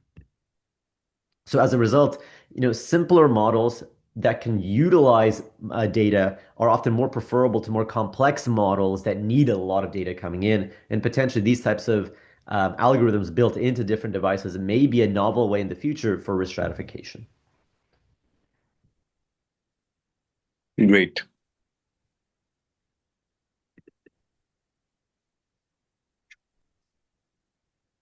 Jaiman, any comments? Thank you very much, Dr. Abhinav, for that excellent presentation. Yes, I completely agree with you that on top of the existing models, the traditional model. The improvement that at the moment that we see is not uh, uh, really great with AI-based models, but with rapid evolution of data and with access to more dense data, probably things would change. And it's not very easy to improve the risk predictions. Once we get into AUC of zero point 0.8 or 0.882, further improvement is really difficult. But probably with the access to more dense data, more good quality data, things would change in the near future. No, thank you, sir. Thank you for that comment, and I completely agree. Because if you use the same variables that are in traditional models with an ML model, that won't improve prognostic capabilities. But if we utilize more multidimensional data or dense data, as you're saying, maybe we need the traditional models plus wearable data, plus environmental data, plus dietary data, plus financial and access data. Then you start to actually tether together and bring together the multidimensional experience of a person's life to then predict where things are going over time. So I completely agree. I think there's more work that needs to be done to incorporate a lot of these data elements together. Dr. Abhinav, if you plan a study to assimilate all this data from a group of patients, how many patients do you think will be adequate to have a model? I know it is a difficult task, but how, if you collect from starting from genomics to all clinical data to environmental and economic data, how many patients will be required to have a good model? Yeah, it's a fantastic question, and we actually really struggle with sample size calculations. What's very interesting is that though nowadays we can leverage existing what we call pre-trained foundational models. So pre-trained foundational models have been trained on, let's say, millions of data points, but they're very general. Think of, let's say, your ChatGPT. You can ask it a general question or maybe even more specific questions, and it gives you a reasonable response. But you could train on top of that using much smaller data, maybe from a few hundred to a few thousand patients, a data model that's more specific to your population or your specific question. So I think if you're looking for very specific populations, you could probably, rough rule of thumb, probably get away with a few, let's say, thousand patients, maybe enough to actually build a fairly robust model over time, built on top of a pre-trained foundational model. But it depends because even in India, it's so geographically diverse from north to south to east to west in a single region, even you can have huge variation. And so if you miss, let's say, taking people from one area and only have people from another area, your model will be completely skewed. So it really depends on the question you're asking and the population you're looking at, and you need actually a reasonable representation overall. Thank you. Yeah, thank you very much, Dr. Abhinav. Shall we move on to the next presentation, sir? Yeah, Thank you very please. much. Thank you. Shantanu, sir, would you like to invite or? Yeah, I think we'll have Dr. Karthikeyan is already joined. I can see him. So over to you, sir, please. I'm going to share the things.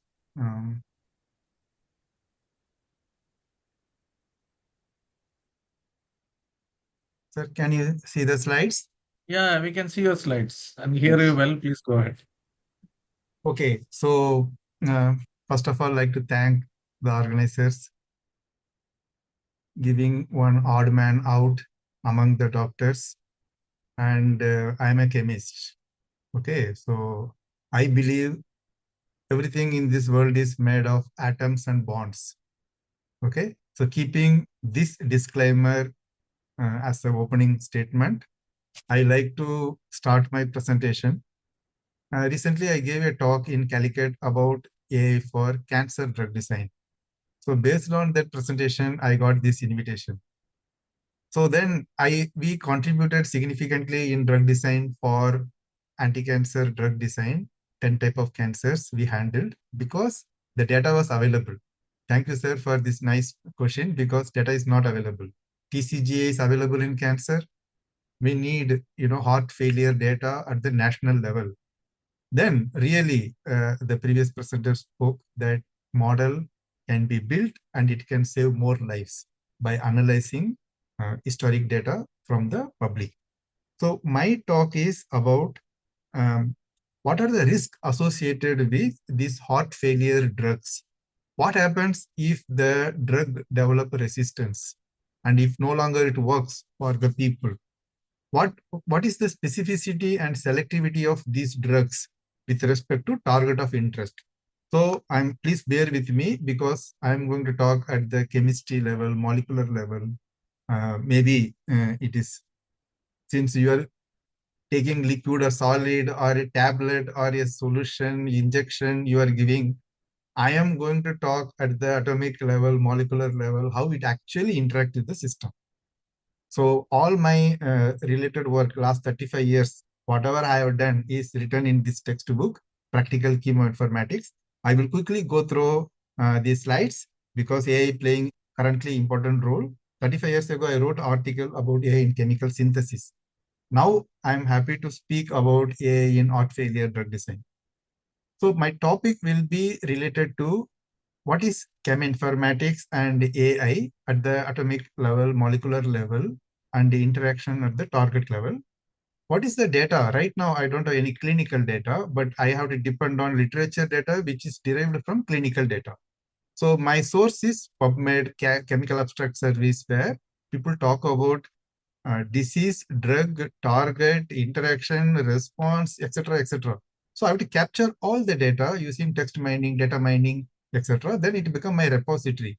From that, I can understand that what is the effect of these molecules at the patient level with respect to specificity, selectivity. Since we had cancer data, TCGA, we had no problem. Now, after this, I started, exploring this heart failure drug-related data. Okay, so I have done 2 case studies with respect to cancer and epilepsy because these were challenges, projects given to us. We successfully completed. I also received a global award for epilepsy novel target selection. Okay, so now I will talk about, I believe in open source and we also believe in virtual screening. What is virtual screening? Identifying a novel molecule based on known molecules and their responses.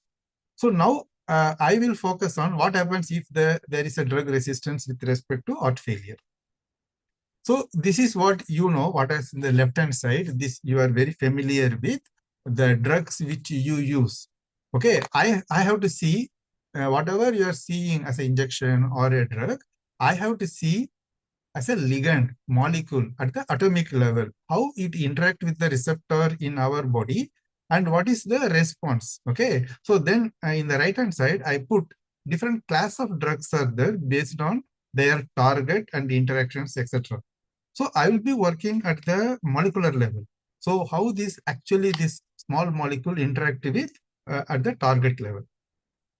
So we worked on little bit cancer related things. We used huge data, around 3 million data points for this cancer drug research. Now I'm looking forward collaboration with all the doctors participating here in hospitals so that we can really start the AI for molecular drug discovery with respect to heart failure. So this is the general procedure, identify disease until the drug is developed. Now AI may accelerate the identifying novel drugs in case if the existing drugs develop resistance. There are several technologies, genomics, proteomics, data we need, patient level data. I specifically mentioned about TCGA because patient data is there. Okay, so we need patient level data, we need ethical clearance, we need all the data, which will lead to future saving the future patients. That is what my point here is. Okay, there are, as far as commonly prescribed drugs are concerned, there are several type of drugs which I listed. Now you can ask GPT, tell me all the heart failure drugs, what class it belongs to, who are all published this, what is the specificity, selectivity with respect to this. Now GPT will tell because it has a huge millions and trillions of data is already added to that. We don't know, but trust verify that we have to follow. Okay. Now, these are the standard procedures which you follow when a patient comes into picture. And here, at the end of the day, you give some drugs. According to me, drug is a atom bond molecules. Okay, so please bear with me.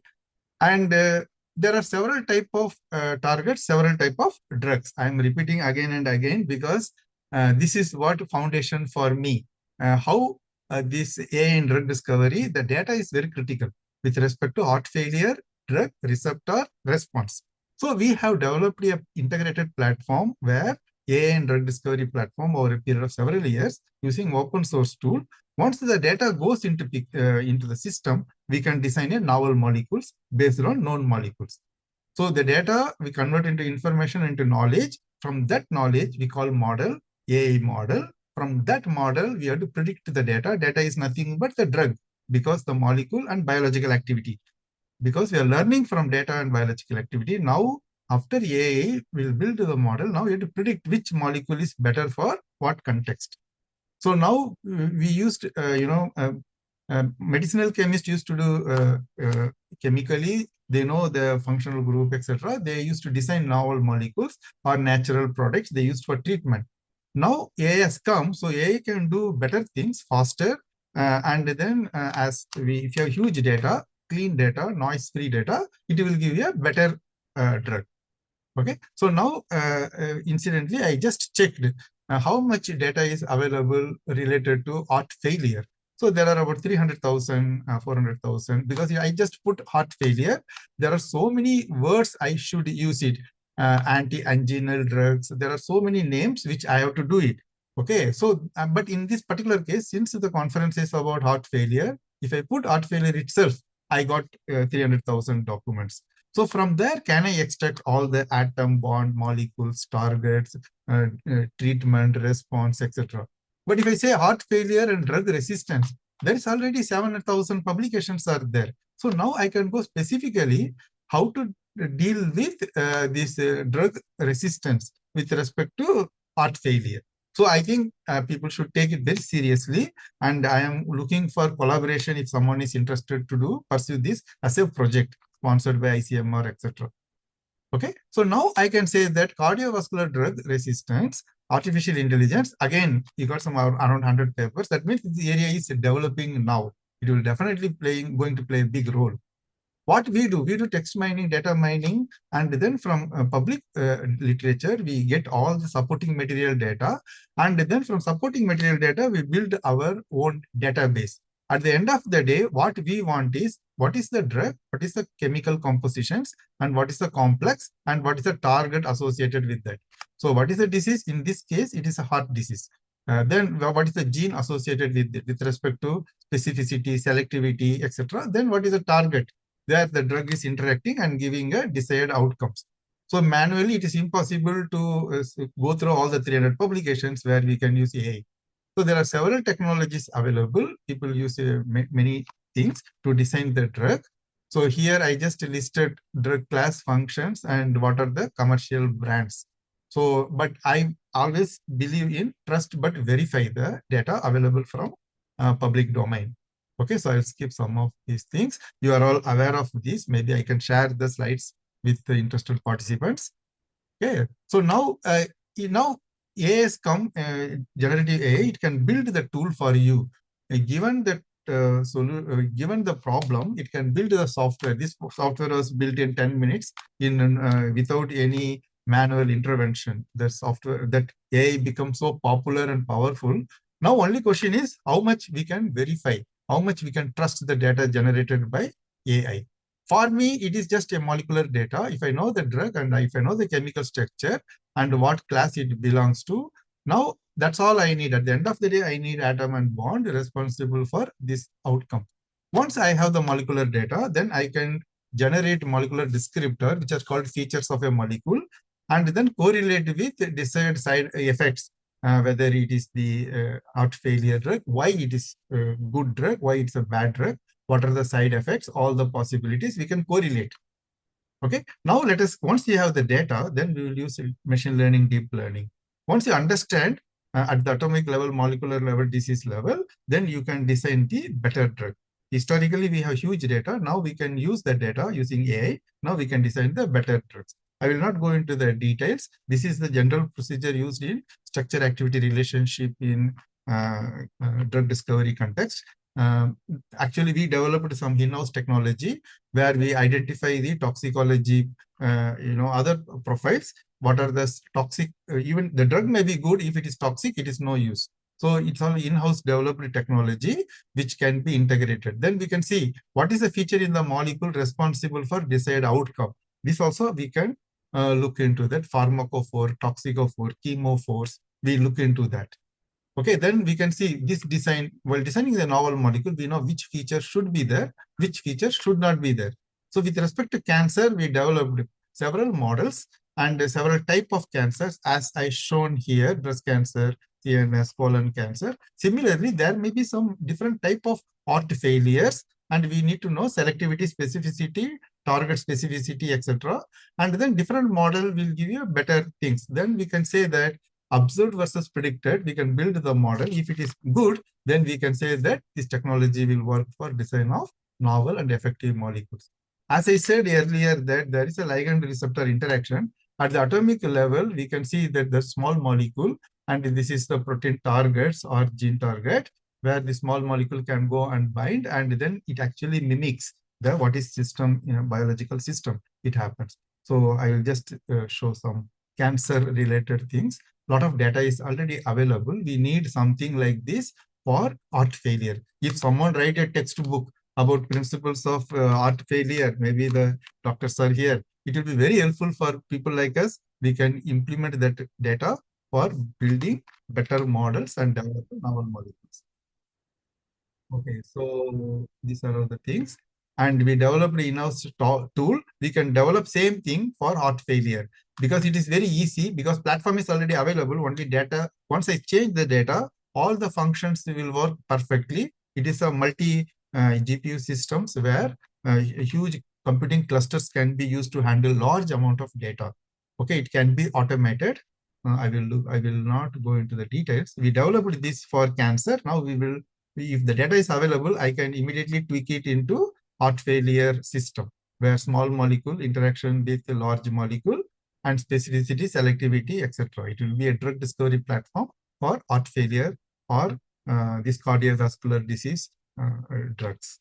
Okay, so this is the this I just show because I've shown that drug target interaction with respect to cancer. Now this challenge was with respect to digital approaches for target discovery in epilepsy challenge. Similarly, there may be some target discovery with respect to heart failure. So maybe we should, maybe next challenge may come if you have the data. Okay, so now we have huge data, public data, and it is very difficult to get the data from, even published data. It's very difficult to get because the authors don't share the data. This is one more problem. Supporting material is very difficult to mine because there's no standardized data formats available. We can't parse the data which is published. Sometimes they give a PDF file. We cannot use the PDF file. So then in this particular epilepsy case, we got 2 million data points, and we used then we can get the target gene, protein, association, etc. Same context, I can do it for heart diseases if someone is looking for collaboration. So we can do that. This is with respect to epilepsy. We can do that. Then we can do alignments. We can identify clustering the targets, cluster the molecules, and find the relationship with them.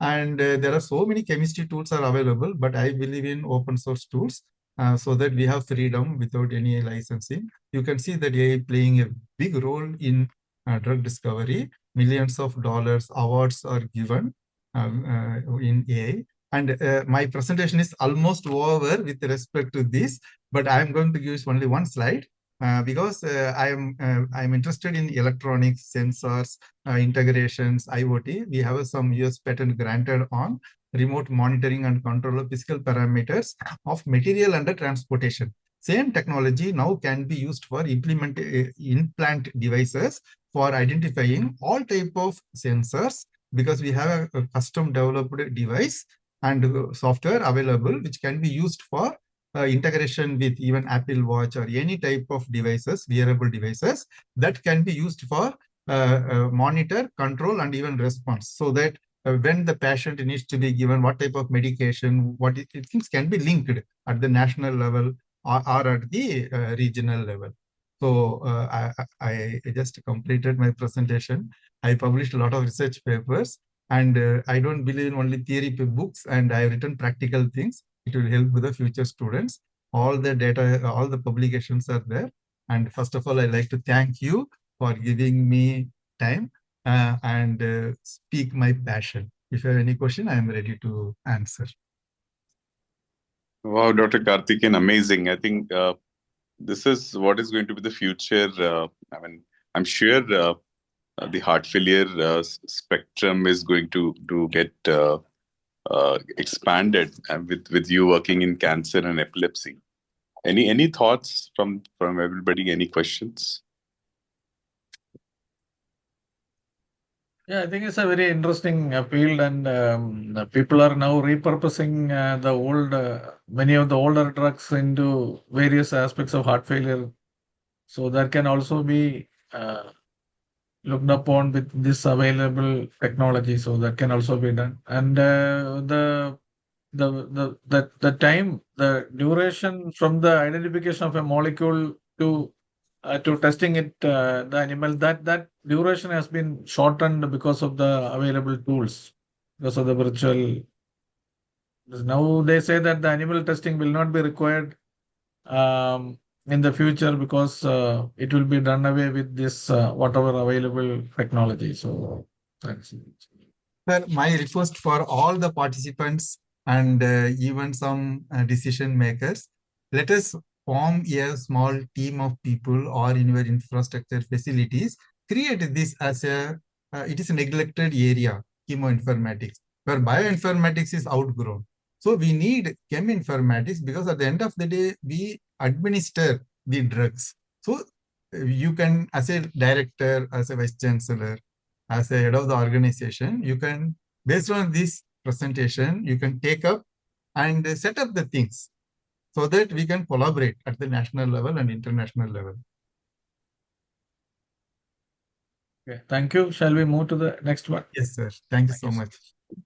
Yeah, I think we have now in AI in epidemiology.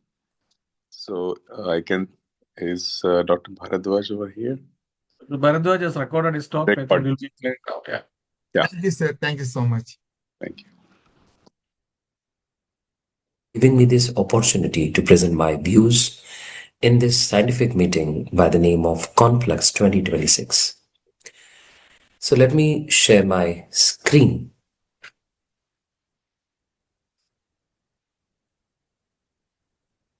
So for the next 10 or 12 odd minutes, I'll be speaking on AI in heart failure epidemic preparedness. Friends, when it comes to the epidemic preparedness, the very word, the things which comes to our mind is regarding the infectious diseases. And we have seen that during the time of COVID-19. But for the next 7-8 odd minutes, I'll be talking about what exactly heart failure epidemic preparedness is all about and how are we actually thinking in terms of the role of AI in heart failure epidemic preparedness. I'm bringing greetings from ICMR NIIR NCD Jodhpur. It is an institute of national importance, and this is situated in the western part of the country in Jodhpur in Rajasthan. And we are currently working in non-communicable diseases in the area of implementation research. So friends, now the question arises, and it is that what artificial intelligence does which a traditional system of our system is not able to do. And what we need to understand it's more about what we call it as scale and speed. So artificial intelligence, fundamentally, if you look at this, it actually transforms the way we respond to any crisis which we face. So traditionally speaking, whenever there is a crisis, be it the infectious diseases or in a non-communicable disease, we are reactive, or systems are more or less reactive.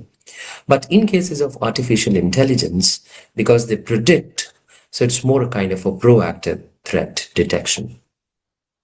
So how this AI-driven epidemic intelligence works?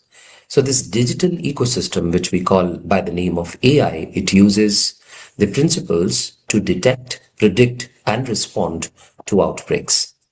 And the way with which it respond to that, many of us know these jargons, many of know it's a new for them. It's what we call as natural language processing, or NLPs, large language models, LLMs, machine learnings, deep learnings, big data analytics, and automatic correlation of signals for early alerts. So when I say these AI, as I say that it's more predictive and it's more proactive than reactive, what does that mean? That through deep learning models, what it does most of the time, it analyze all those epidemic data, whether it is historical or real time, population mobility patterns, climatic conditions, social determinants, and then help us in forecasting that where outbreak will spread next and which population is going to face the highest risk. So we say it in a way from a trajectory prediction, risk stratification, and intervention optimization. So let us come to our topic, where we say that it's more on a kind of a heart failure. Then AI in diagnostic and screening is help us out through its deep learning models on chest x-rays, CT scans, ECGs, wearable devices. And now are the days when the accuracy, which was, the concern, most of the clinicians, most of the cardiologists, most of the doctors are concerned about how much accurate these products are, that they've ranged from more than 80%. And the entire system helps in rapid triage, early identification, and rural telemedicine. As I say, it's a kind of a remote monitoring, or a kind of clinical decision making in the areas where we do not have experts.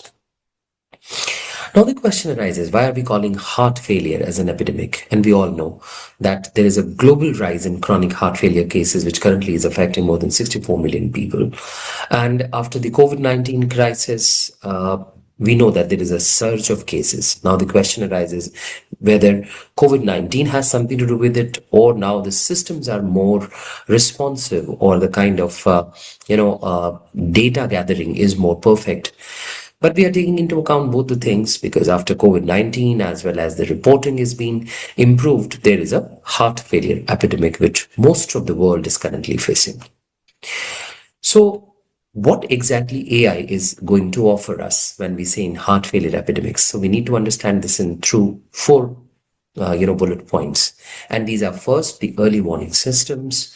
The second is population risk stratification. The third is remote monitoring, as I said, and decompensation prediction. And the last is personalized treatment.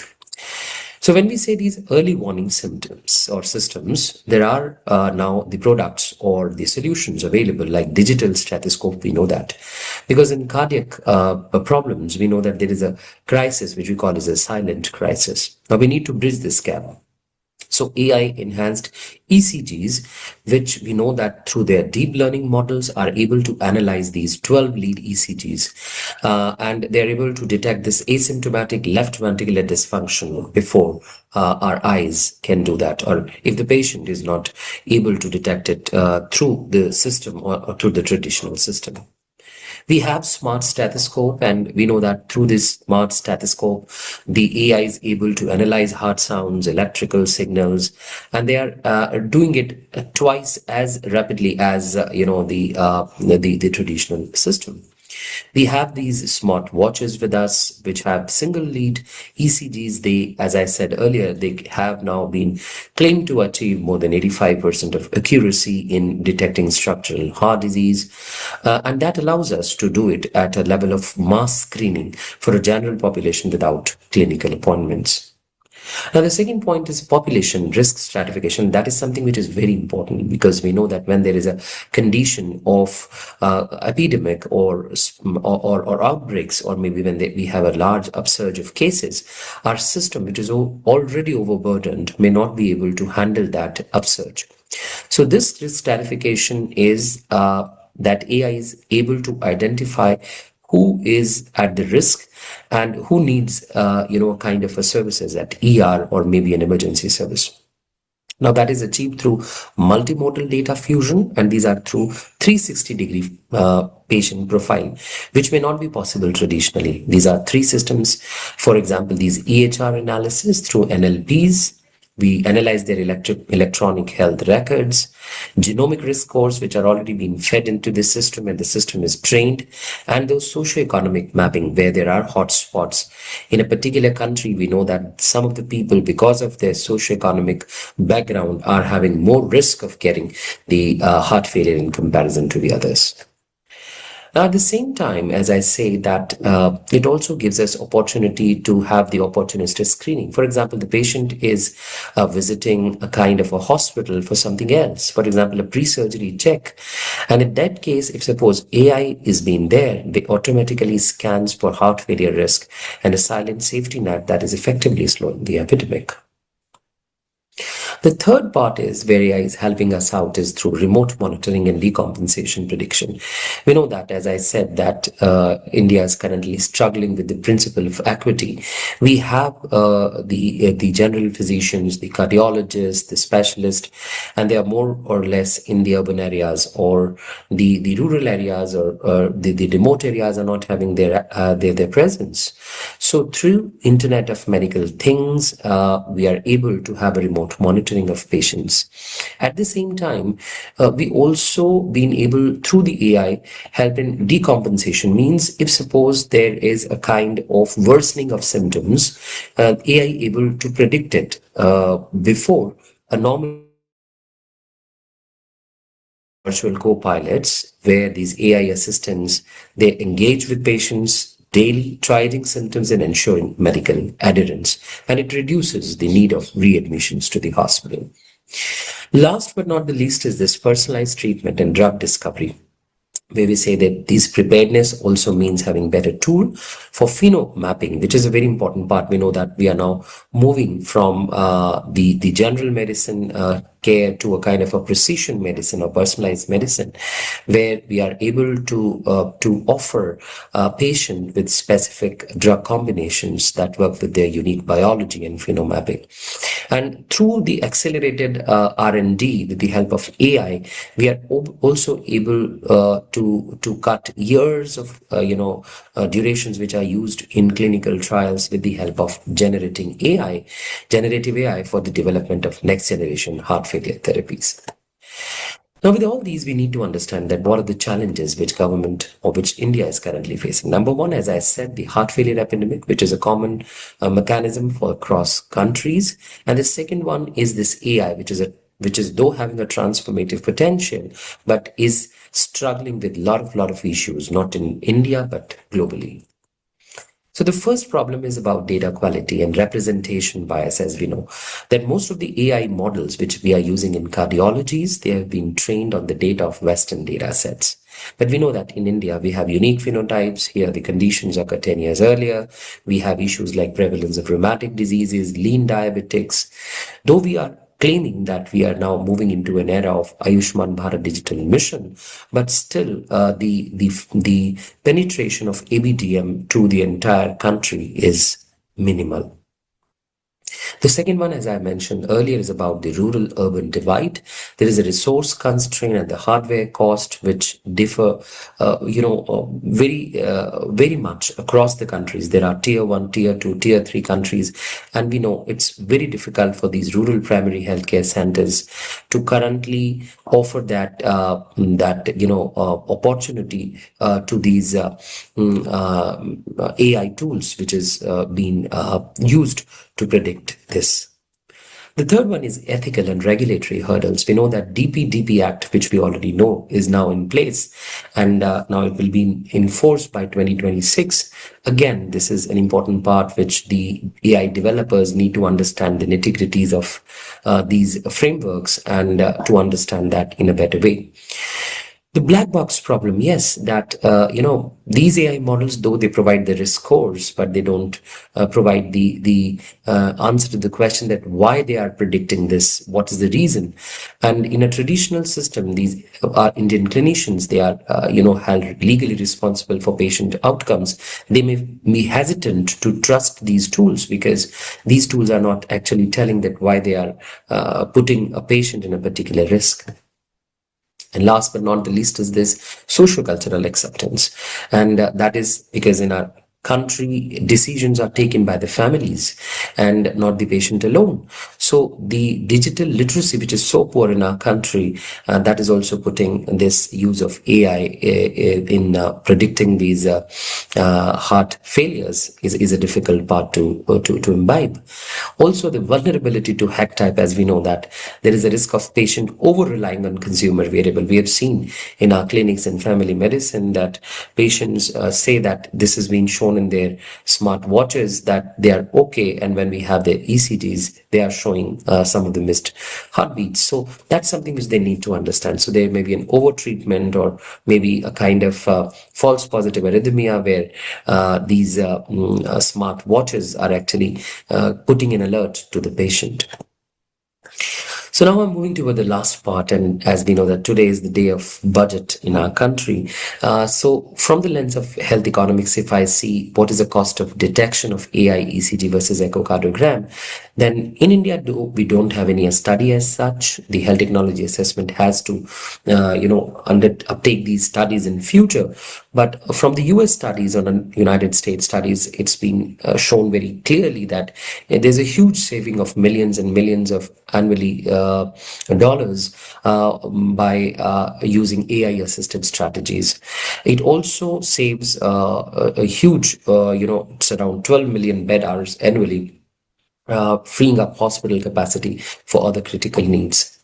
If you look at the quality adjusted life years as well as the incremental cost effectiveness ratio, you also find that the outpatient efficiency is that if I use AI ECG, and that's again, it's studies in US and China, where they find that screening is remarkably cost effective, and there's an ICER of $1,651 per quali. There's a huge mortality reduction also, and a real world data shows that the AI ECG alert system can reduce 90-day mortality by 17%. So for policymakers, yes, for a public health budget, AI in heart failure is no longer a luxury now, and it acts as a force multiplier. Because of the three reasons: it reduces waste spending on diagnostic imaging, it decreases hospital congestion by predicting and preventing crisis, and it improves workforce productivity by automating data review. So this is my last slide. And what is the roadmap for AI-enabled epidemic control in India, whether it is the infectious disease or cardiac? First of all, technical priorities. We need to have some interoperability health system. We all know that ICD-10 classification or SNOMED CT, it's not being used across country. So we need to have public-private partnerships in all those physicians using a language which the model can understand. They develop India Epidemic Intelligence LLM and build multilingual health NLP corpus, because we know that India is a country where the states, we have a different language.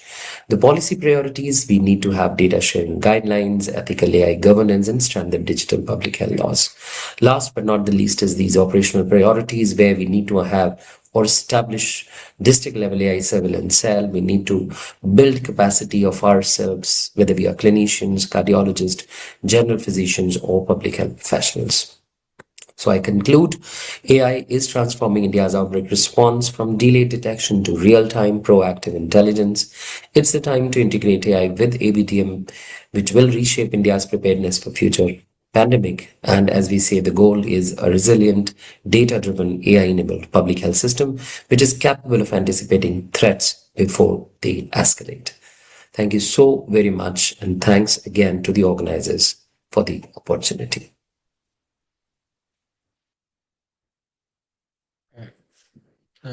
Thanks to Dr. Bharadwaj. Since he is not around, can we have one or two comments from Dr. Sandanu? Yeah, I was just when he gave this talk, I was just wondering, with the AI coming and also with the concept of so many doctors coming in.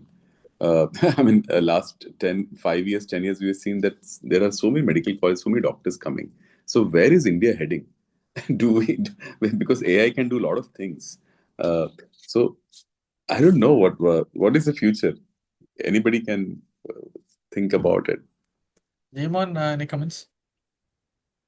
Yeah, let's move on from the general to some specifics in AI and detections. It was largely about some general statements about how AI could be potentially useful in the Indian scenario, but we haven't seen any practical solutions yet, even in the Indian settings, how we can implement it in the Indian context and how beneficial they are going to be in the Indian context. Even the cost-effective analysis that's been presented, it's largely in the settings of US, where we all know that reading an ECG itself, it costs several $100s, whereas in the Indian settings, it's not that costly. So the estimates could be totally different in the Indian settings if you do that in India. So we need to have practical solutions, practical implementations in the Indian settings to demonstrate the value of using AI in the Indian settings, and also in the context of how is it going to be acceptable for our population, whether the patient would be willing to agree with it, accept with it, the healthcare providers, whether they would have the reasonable trust on these tools to rely upon. All these things are important issues when we try to implement in a different settings. I think the data is the most important, and you have to get accurate data. That is the most important issue. And with this Ayushman Bharat digital network, if it comes and the data is reliable, then we will have a huge database which will be available, which can change the outlook of these AI-related initiatives. So, but we have to make sure that the data is reliable and the data is meticulously entered and monitored. Absolutely agree. I think on a day-to-day basis, AI surely has a very strong hold in the diagnostic field, because if you give them a good feed, if the data is good, the diagnosis comes very good. So that and also the prediction. But I absolutely agree. The data should be very good quality. I absolutely agree. Yeah. I think there is a talk, yesterday's on talk we have postponed to today. Dr. Prayag will be talking on AI in management of heart failure. So we'll hear more from him. Thank you, So towards the end. So we'll move to the next talk. Already we have delayed by 30 minutes. So we'll move to the next talk. Dr. Santosh Sadish from JIPMER on mobile applications in digital health. Dr. Santosh, please. Am I audible, Dr. Hari? Yeah, Yes, you are yes. on. Please go ahead. Can you share your slides?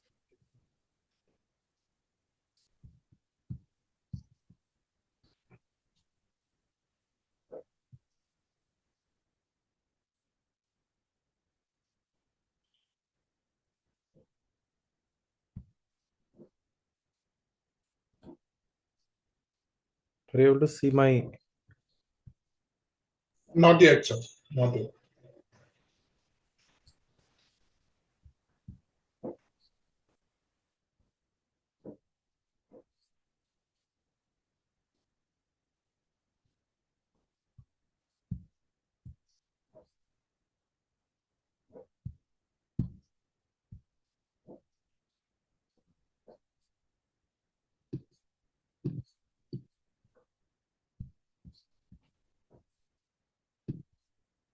This is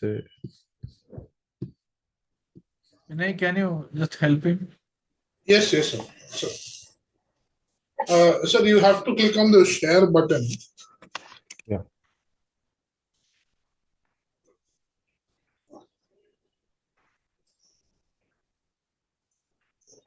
Sir, I think he got disconnected. Okay. He's trying to rejoin. Then shall we proceed with Dr. Mindu?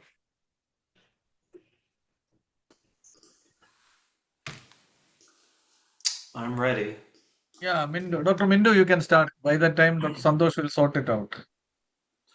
Okay, very good. Dr. Mindu will be speaking on past, present, and future of cardiac monitoring, moving beyond ECG. He is from the Stanford University, United States of America. Santosh, Dr. Mindu will go on. After that, you can sort out your things and come back. Yeah. Sure. All right, thanks very much, and greetings from California. Can you see my screen? Yeah, we can. Please go ahead. Perfect. Okay, I'll go ahead and get started. It's great to it's an honor to to really be with you today. And I think I'm going to extend the themes that you've heard already, focused on ECG monitoring. So ECG monitoring has come a long way since Eindhoven in 1900. You can see progressive miniaturization here. And the first ambulatory ECG monitor was actually designed for aeronautics, for spaceflight and aviation. It wasn't used clinically until much later. We've now come to the point where we have a lot of devices here. And in fact, the first watch to have ECG was in 1991, a Casio watch. But you can see the progression of different wearable technologies over about a 30-year period. And before we even had AI, there were expert systems. This is what most ECG systems still use, but these are rule-based criteria. And the very first one is shown here from 1971. It took this much computing power in a large room that has less power than a smartphone we keep in our pockets. We've now obviously moved from rules to convolutional and deep neural networks. This is a study we did at Stanford and was one of the first studies to look at deep learning for ECG and really sought to understand whether what would the performance be compared to highly trained cardiologists. And we took signals from 64,000 strips from 29,000 patients, which were well adjudicated, and created, trained, tuned, and validated a deep neural network.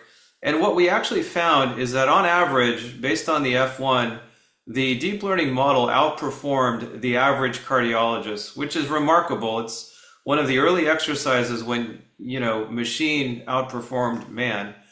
And if you break down the performance by arrhythmia subcategory, if you look at the performance of the algorithm compared to the average cardiologist, both for the sequences and the groups, the sets, you can see that for all 13 arrhythmias here, it outperformed the cardiologist, which is quite remarkable. Now, a lot has progressed since then, but it's important to emphasize that the AI is only going to be as good as the signal captured. And that can depend on wear duration, the interruption of recording, signal quality, and patient compliance. This is a review article we published 2 years ago now, and it shows the different wearable technologies available worldwide. Some of these are not available in all countries, but you can see that early days was Holter with only 48 hours, and it was very cumbersome with wires. We quickly moved to patch-based monitoring, which is now 14 days and can be uninterrupted. We still have event recorders and mobile cardiac telemetry, and the benefit is with cellular capability, they can transmit during wear. But because of battery drain, they are not uninterrupted, and you have frequent gaps in monitoring, which has some relevance. Consumer watches and connected devices are also here. These are fine if you want to get a representative rhythm strip, but by the time symptoms come, it's very difficult for patients to take an ECG. And so this will generally miss transient arrhythmias or brief symptomatic episodes. The other important thing for AI is that the AI is not interchangeable. Each of these devices has different signal quality and, more importantly, different lead configuration or lead vectors. And so when you take AI from one system to another, you will have to tune it to work. In general, no single lead works better than another, but limb lead 2 and limb lead 1 tend to have been used the most in studies and tend to do pretty well. This slide shows that not all AI is equal. So this is 3 different devices and AIs comparing their AF burden algorithms to an atrial pacing lead, which is the gold standard because it's an intracardiac signal. And you can see that the device on the left from iRhythm is superior with its burden estimation than the 2 on the right. So the idea that these are interchangeable is really not true. They're really no different than classes of drugs such as anticoagulants, which each have their different performance. And this is why AI should be rigorously tested. On the left, you can see 2 simultaneously worn devices in 15 patients measuring AF burden. And if you look at subjects 7 and 8, there's a large discrepancy in the hours of AFib detected with the device in blue compared to the device in red. So this is another example. On the right are patients who received insertable cardiac monitors. And if you focus on the group with cryptogenic stroke, And those in light green, those patients only had false episodes. And the proportion who have only false positives increases as the detection duration is shortened from 60 minutes to 2 minutes. So this is a real problem with devices and not something we talk about much. The other thing we know is that the duration of monitoring affects ascertainment. And so this is an earlier study, and you look to a 14-day continuous signal, and what this shows is the cumulative arrhythmia capture as a function of days of monitoring. And so you can see that in the first 2 days of monitoring, you only capture 46% of symptomatic arrhythmias compared to the full 14 days. And this argues for the value of extended monitoring, something that is not used worldwide and really should be. The other important thing that's been done in the United States using Medicare and large US data sets is to show that the clinical outcomes are quite different. So what you see here is that you are comparing a 14-day device, in this case iRhythm Zio patch, which is available in the US, not yet in India, and the adjusted odds of identifying other arrhythmias are much lower, whether it's other long-term devices, mobile cardiac telemetry, or Holter, which is 2 days and half as likely to identify these arrhythmias. And you may argue, well, this is claims data. I don't know if I believe it. But in fact, if you look at retesting, and it stands to reason that if you diagnose less, you will retest more. That's exactly what you saw. So patients who had event recorders, other monitors, and mobile cardiac telemetry were anywhere from 2 to 4 times more likely to get retesting. And so that's quite significant. It also turns out that certain devices lead to less emergency room care and inpatient hospitalization. And so this has changed practice and policy and reimbursement in the United States in a fairly sweeping fashion. And so again, not all AI is the same, not all monitors are the same, and they do make a difference when it comes to healthcare utilization. And one of the reasons is when you look at these arrhythmia episodes, this is really designed for a clinician used to treat AFib. So not only do you see the different episodes and the most prominent ones on the first page, you get all the metrics for AFib, such as burden, day by day, heart rate during AFib, and segmentation of duration, which may make a difference in considering patients' ablation strategy or even anticoagulation. The same has been shown with PVC burden, where the PVC burdens can fluctuate day by day. And if you believe, which as most do, that PVC-associated cardiomyopathy is quite common, if you look at the fluctuations here, you can really be fooled based on the day that you were assessing it. For example, on this date, April 15th and April 16th, the PVC burden was very low. April 19th, 20th, 21st, it was much higher. And these are different enough where they would change your clinical decision making. So the analysis has been done in 2 studies published both in Heart Rhythm to show that really you need 7 days of monitoring at least, probably 8, to have a reduction in your mean absolute errors. Now let's go beyond arrhythmia classification here and see what we can do. So you heard a little bit from the previous talk here, but what you see here is there's been a lot of AI work on arrhythmias really from 2018 onwards. And this is now a problem that is, arrhythmia identification is fairly easy for humans, and it's, if they're trained, and fairly easy for AI. Where it becomes interesting is the ability for an ECG to identify other things, such as heart failure, hyperkalemia, insulin resistance, structural heart disease like aortic stenosis. This is very hard for humans to do with ECG, but it is easy for AI.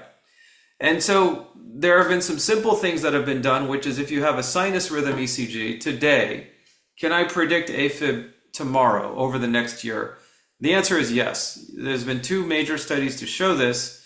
And the interesting thing is in the graph in the middle, it doesn't matter where the data came from. The model trained on these different data sets and calibrated shows that it works pretty well. So ECG is ECG when it comes to 12 lead. They're very similar in quality. Lead placement is generally accurate, and you can identify a lot when you have all 12 leads. What about predicting heart failure and stroke? From a pure C statistic standpoint, this is definitely possible when you add the covariates of the clinical parameters to the ECG. And this was only a regression model. Deep learning models can do even better. The more exciting thing is, yes, we can do ejection fraction, and we've heard about that already, but what about the broader question of various structural heart aspects? So if you can identify ejection fraction from a 12 lead, and even from a single lead, which has been shown, from a watch ECG, from an ambulatory cardiac monitor single lead, if you can identify EF, what about all the other things that you can identify? Can I identify aortic valve disease, mitral, tricuspid disease, pulmonary hypertension, and so many other things that you might answer? And the answer is you can. They work well. The performance varies. But if you generalize the question to, does this patient have something wrong with their heart structurally, and do they need an echo? That can be done at very, very high performance and predictive value. And this is sort of the next phase. From a public health standpoint, as you heard, can you do screening to either rule in positive predictive value or rule out negative predictive value, the need for an echo? So there's a lot in the pipeline. On the heart failure side, there's, of course, HFrEF, HFpEF, HCM, amyloid, valvular disease. And there's more in the pipeline on the right, including long QT, kidney disease, diabetes, and autonomic dysfunction. The smartwatch exercise has been done. AFib is identified. This is the Apple Heart Study. I was one of the PIs for this, published about 7 years ago now. And this idea of using PPG actually works quite well. The combined prevalence in the US was 0.5%, and the positive predictive value for a simultaneously worn recorded ECG is 0.84. There's a few challenges I want to really lay out there for the group here. And the main challenge is, even if the C statistic is good, the positive predictive value may be low. So this is a study we did at Stanford to look at whether an Apple Watch ECG can predict cardiovascular death. The answer it can discriminate with a C statistic of 0.832. The problem is that the prevalence of cardiovascular death is low. So at best, the positive predictive value is less than 7%. You can't tell a patient about this if it's only a sub 6% chance of being correct. That's going to create a lot of unnecessary workup and anxiety. The same is true in trying to identify heart block, in this case after TAVR. The models work well, they discriminate well, but the positive predictive value is very low. So you cannot have a positive predictive value of 0.006 or 0.6% to identify anything useful in terms of preemptive implantation of a pacemaker. And so where the future is we've already heard that 12-lead ECG AI is here for low EF. This is one such company doing this in the US that requires healthcare integration with the medical record, but it does work. The thing that has not been studied is how much healthcare utilization is this leading to with echoes that end up showing a normal EF, so really a false positive reading. But we're seeing many, many more sensors coming out there. The cost is coming down. More of these will emerge in India, probably with native development. And the AI allows you to make many more indirect measurements. So if you look at the things on the left, sleep, activity, blood pressure, autonomic activity, and so forth, you can approximate these by adding different sensors to your patch technologies. PPG, motion, movement, galvanic skin response, and some newer technologies to even estimate, believe it or not, BNP and troponin from the soft tissue without any blood. So there's a lot happening, and there's a lot of excitement happening in these areas. And so as we get to the future, today cardiac monitoring is focused on arrhythmias. Tomorrow it will include more broad disease identification, sleep apnea, blood pressure, heart failure, and congestion, and moving to really full vital sign monitoring, as you see on the right. We already know that we can use wrist devices, and this is under development, to simply use PPG only to monitor AFib burden. So no longer is an insertable cardiac monitor needed. This can be worn and charged during wear to really identify AFib in 15-minute intervals, which would be very important for management in patients with heart failure or AFib. The final step is moving away from contact entirely. And this is a study, it's a little old now, but it's the same concept of facial photoplethysmography. So the ability to look at the pulsatile flow of blood in the face and look for irregularity to identify AFib. And so this could be done with the right video, uncompressed schemes directly over a Zoom call if you're talking to a patient or somewhere in the office. No ECG required, and it's completely wireless. And so I'll close to say that ECG AI is here and it's mature. Not all devices in AI are the same. The performance matters. AI is quickly moving beyond arrhythmias to structural conditions and even non-cardiovascular conditions. Rare disease AI is not useful because of predictive value. It's math. It's not going to be overcome. And so it's more important to focus on more common things like heart failure. And then multimodal sensing and longitudinal recording really creates new opportunities. Thank you. Thank you, Dr. Mindu, for that wonderful talk. Comments from Dr. Sandanu and Dr. Jima?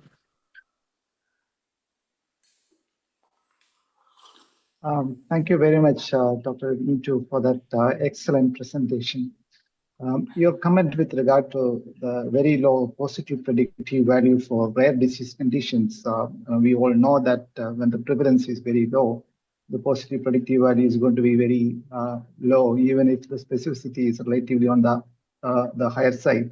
So it's reasonable to expect that we are not going to get high positive predictive value in rare disease conditions. What are your thoughts on it? Yeah, I mean, that's exactly right. And I think you said it very well. It is, it's not something that is emphasized very much. The academic journals, even for all their good work, have been overly focused on the C statistic. When it comes to getting a product approved by the FDA or other regulatory agencies, the positive predictive value is very important. So for example, generally the FDA in the US will not clear devices in the intended population if the PPV is below 30%. They did for the amyloid ECG because at 10%, and the reason is we have some new life-saving therapies for amyloid, and that the business models may change such that the testing could be part of the therapy. But even there, just to achieve a 10% positive predictive value for amyloid ATTR, they had to severely restrict the population to over 65 and a few other things. So it's a really good point, and it's one that's not getting enough emphasis. But the idea that we will find a needle in a haystack with AI is not true, at least not at a population level. Chandra? Yeah, I think I'm a really exciting future is lying. I'm so excited. So I just want to share. I don't know whether you are aware. Dr. Hari knows that we looked at. We are doing the non-invasive troponin in a watch by spectroscopy, and we could also get some signals of detecting anti-proBNP. So I think without taking the blood. So I think the future can be amazing. So much things are happening. I mean, really overwhelmed by your talk. Very nice. Yeah. Thank you. Yeah, I think infrared spectroscopy is going to be a hot thing. We'll have to figure out how we use it. But again, non-invasive is super important. I mean, just very briefly, like the reason I even ended up in this whole world is my grandfather, was a cardiac surgeon, and then he gave it up and went back to Viramgam of all places to be with his family to become a village doctor. And you realize that having a cardiac surgeon become a village doctor just does not scale. Like, it's not possible. It's a very rare thing. And so when you get to the point of being able to population screen in places like India, it's going to be these non-invasive devices that can be especially useful as long as they're informative, good positive predictive value leading to good clinical decisions. Yeah. Thank you. Thank you. Shall we move to Dr. Santosh Sadish? I think he's ready with his presentation. Dr. Santosh, can you? Yeah. Dr. Mindu, thank you so much for joining, and it was a pleasure to have you here. Thank you. Thank you.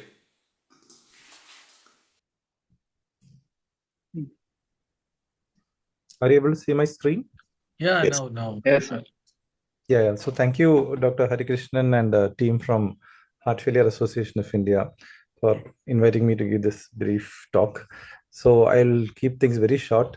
So digital health, mobile applications, and artificial intelligence, heart failure means a lot of them have talked about this similar topic. I won't be repeating many of these things, but so we all know that the crisis is developing with an aging population on 64 million people global prevalence and 284 billion global burden. So evidence for digital health in heart failure has been coming in for quite some time. The telemonitoring for heart failure meta-analysis in 2023 had shown that home telemonitoring versus standard care can reduce all-cause mortality by 16% and 19% reduction in first heart failure hospitalization. And digital health intervention in patients with recent hospitalization and with acute heart failure. Again, another meta-analysis in July 22 showed a lower all-cause mortality of 8.5% versus 10.2% and a lower cardiac mortality also. Now, where do we go from this digital health to AI? As Dr. Jimon was saying a bit in the few minutes back, means all these things, trials are okay, but what happens in what to do in the general population is something possible. So now what we have to move is a paradigm shift in the heart failure management from an uh, episodic interaction with the patient to a continuous interaction. Means all of us are talking about wearables and different devices. So we need to move from a reactive symptom-driven clinic snapshots to a proactive and continuous remote monitoring. So the question is, we need to have just-in-time interventions before decompensation occurs. That should be the target for all our interventions now. And the guidelines, recent guidelines, all of them say that pragmatic integration of telemonitoring, mHealth, and virtual care directly into standard heart failure pathways and not as add-ons. In a country like India, it is very easy to say all these things, but very difficult to integrate all these things because all the devices that we are listening to are actually very costly, and it may not be possible for the masses to procure them. But what we realized in JIPMER, I mean, most of you are part of that program, that we need to use the power of the mobile phone to try to move from the challenges that are faced. So the traditional methodology was the episodic clinic visit, reactive late detection, and high readmissions. And what is needed now will be the connected care, which will help with continuous remote monitoring with early detection, fewer admissions, and better quality of life. So as we just now heard, wearables and sensors can give continuous input, multiple sensor streams, heart rate variability, SpO2 activity, sleep and temperature, form factors like smartwatches, rings, chest patches, bioclothing, clinical grade, moving beyond fitness tracking into medical accuracy. So earlier, most of these things were going into fitness tracking, but now the biggest problem with all these things is many of the devices are not validated in the general population or in patients. That becomes a problem. Then we need to look at mobile ecosystems which can be the data hub and which centralizes sensor data and patient reported outcomes, and just-in-time learning and medication reminders for the patients. Based on when a patient has a symptom, they can understand about the symptom, they can look up the symptom without going to Gemini or ChatGPT. The app itself can give them, okay, you're feeling this dyspnea and this is what it means and this is what you should do. And direct link to care teams in the heart failure clinics via chat or video. That will be ideal, but in India, again, that becomes difficult.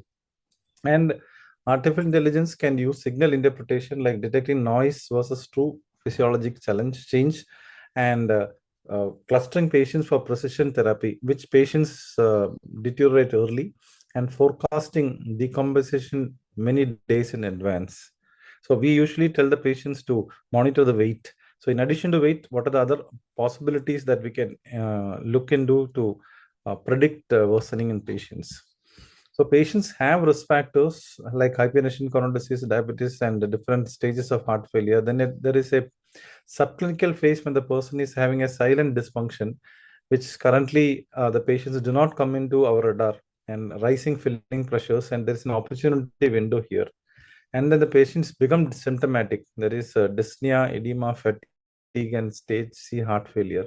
Finally, decompensation when acute crisis, when emergency admissions, probability of survival is very low because diagnosis and treatment should happen within minutes.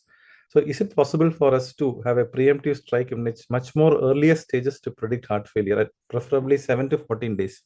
It is indeed possible. This should be possible. So mobile app should be considered as a command center for heart failure clinics. So basically, the person can have a mobile application where it actually gives some tasks to be done every day from the time that they wake up till they sleep. I know it's very difficult, easy for us to say that, very difficult for them to do. We give them time, we give them reminders regarding what are the tasks that they have to do, like take medicines and measure their weight and things like that.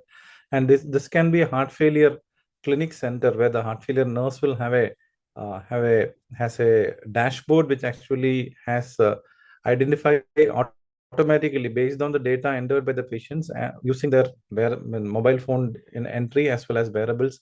We can detect which are the high risk patients who are having low medication adherence, as well as patients who are having who are on guideline directed medical therapy. And then decompensation risk monitor. If the patients are entering the body weight, blood pressure, and symptom data, then based on that data analysis, this decompensation risk can be monitored, and using AI, we can use for predicting that. Medication adherence earlier used to be simple reminders, but it can be integrated with connected dispensers. This is available in the West. In India, we are not yet started. So there are some initial work that is being done regarding this connected dispensers with some projects in some of the IITs in India with ingestible sensor. That is also not very practical nowadays. Its development is underway, so that there is verifiable proof of intake, automatically syncing with the patient apps and provider dashboards. AI-driven personalization is important because each person will do things in a different manner. How the person is interacting with the mobile phone could be the behavior analysis can be taken to optimize the reminder timing, content style, and preferred communication channels. That is, we personalize the messages based on the person's behavior and the person's personality. Then finally, gamification and habit loops. So most of us are now currently used to this gamification by when we use the Swiggy and Amazon, all these apps has got a lot of gamification. So something like that we should give for patients who are using this applications like reward streaks and incentives. It has been found that using this intelligent behavior modification, we can enhance the medication adherence and decrease readmissions by around 15%. And patient reported outcomes, if you look at it individually, that may not mean anything, but over a period of time, that actually can mean a lot. It can help in predicting worsening also. So instead of the KCCQ surveys, to simple daily micro check-ins in which we can have a dashboard in which patient every day will report on the level of dyspnea on a visual analog scale, orthopnea, edema, and fatigue. That actually, there's a subjective feeling the patient that actually can give it continuous data over the period of days, and composite risk scoring with all these things together. That is their symptoms as well as other blood pressure parameters and other things. It can improve quality of life, and it can help in early detection of congestion versus standard of care. Coming to the digital biomarkers, voice has been found to be a very useful biomarker in which much before the patient decompensates, it can detect pulmonary congestion through subtle changes. 76% accuracy in predicting worsening heart failure events. There is a sensitivity of 78% and 73% on longitudinal studies, where we can use the smartphone as a diagnostic tool without any additional variables like a ECG patch or anything like that. Then coming to the ECG enhanced diagnostic, patient may be having a normal ECG, but a person may have a low ejection fraction. Patient may have a normal ejection fraction plus patient may have a increased diastolic filling pressure, that is heart failure with preserved ejection fraction. All this thing is possible with AI to detect from 12 lead ECGs. So decreased left ventricular ejection fraction as well as elevated NT-proBNP can be detected with normal ejection fraction can be detected using AI 12-lead ECG algorithms, which slowly are getting integrated into clinical practice. Some of the GE and Philips, they'll be launching, I understand, in 2026 itself, some ECGs with built-in EF predictions. Echo automation quality, I think this has already come to most of the echocardiography machines with EF auto, EF and auto strain. Most of the manufacturers, include the 25 to 30 lakh machines, also are having that. Now, what is the next level of echo? The thing is normal EF, normal diastolic function, but prediction of future EF based on the analysis of the left ventricular hypertrophy patterns in EF patients. Coming to auscultation, many of you may be knowing about this company called EchoDio. EchoDio, as well as there are some two companies in India, they are actually have used auscultation, and then auscultation cleared algorithms have come into the clinical practice. FDA cleared algorithms have come.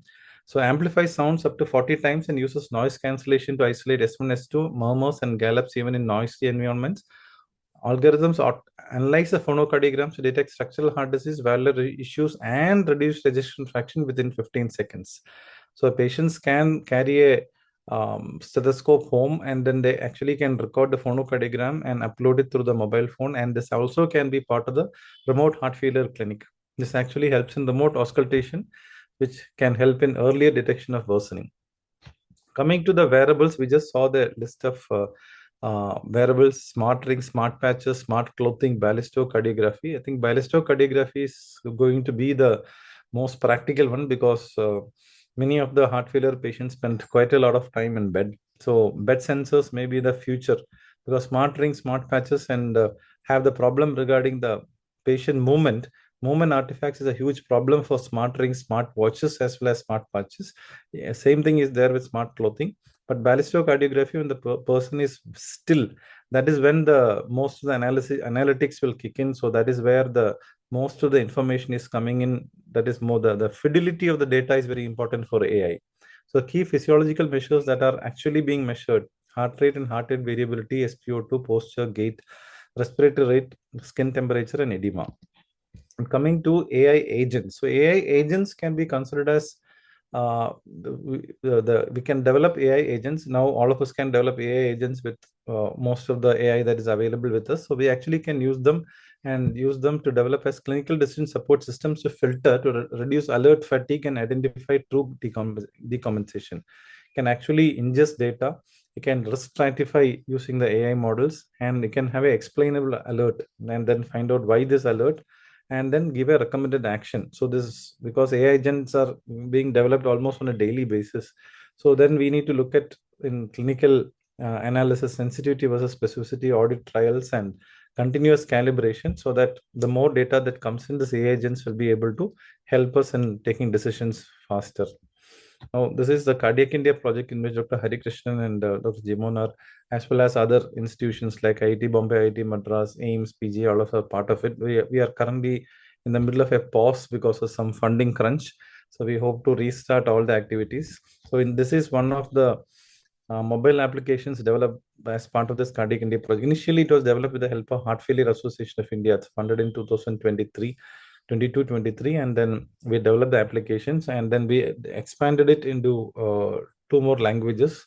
So the English version and the Tamil version is validated. Malayalam and the Hindi versions are developed, and the content validation is going on, Malayalam, the Hindi version. And this is very advanced application. As of now, there is no AI in the version 1 and version 2. The version 2.1 is having some AI. I'll show you some things that are added. So this is actually the dashboard of the patient, that interaction every day, and the patient, the step count and fluid intake output. Step count is automatic, fluid intake and output is there. And the heart failure nurse will have a web-based dashboard which shows, means all the red means all the patient requires a phone call, and any parameters in yellow is warning, any parameters in green is everything is okay. And this is the 6 months outcome measures that we have done in intervention group, that is patients with the active application, and control group patients with the passive application. That means there is no active interaction. There is only a PDF which gives them some heart failure guidance. 50 patients were randomized into these two, so randomized controlled study. So at the end of 6 months, we have a significant improvement in the 6-minute walk distance between baseline and 6 months, but there is the slight improvement in NT-proBNP that didn't reach statistical significance in this group. This is the intervention group, and LVEF also improved most probably because of better medication adherence, and there is no changes in body mass index, and medication adherence also was significantly improved in this particular group. So this is a preliminary data. This we analyzed last month. We hope to send it for publication in another by I think end of February. And this is the voice for predicting heart failure with the Pondicherry Technology University. The previous one was with Pondicherry University. And what we did was we collected voice samples using mobile phones, heart failure patients, that is LVEF of less than 40%, and control group LVEF of normal and people who did not have any cardiovascular disease 100, pre-processed using audio data in a numerical format for further analysis. Voice quality assessment was evaluated, extracted features on time frequency and time frequency domains and statistical measures, identified key features using feature selection techniques to enhance model, trained various machine learning models, and then sensitivity of 82% and specificity on 78%. This for classifying as from the voice alone whether it is heart failure or normal. Using a deep learning model, CNN, there is sensitivity of 89.58% and specificity of 84%. So now what is happening is this is a cross-sectional voice, but now as I showed you the app, the version 2.11 version is having a voice in which we can actually collect the patient's voice that is currently undergoing beta testing. 10 patients are currently using this daily voice samples we are collecting for the past 1 month. And we are testing that software and finding out whether there are any issues regarding, because this was collected in a controlled environment in the hospital, whereas at home, how exactly to get this voice sample collected without any noise, that is the challenge that we are facing now, that we are testing for the past 1 month. Once it is ready, we'll be sharing with you for starting the study, the studies in Sri Chitra and Apollo and Aster in Kerala and other centers across India. So what's the vision? The future vision will be a closed loop heart failure management in which algorithms autonomously adjust diuretic dosages based on real-time fluid status, either sensors or voice, similar to insulin pumps for diabetes. Then we'll have the technology stack in which continuous sensors and edge AI. Edge AI means what AI runs in the mobile, and clinical oversight and human in the loop. That is, any queries there or any changes that are done by the AI will be approved by the heart failure nurse in consultation with the heart failure doctor. Automated patient feedback and treatment adjustment. Ultimately, clinicians should shift from a data gatherers to system supervisors, intervening only when the AI agent flags uncertainty or high risk. Thank you.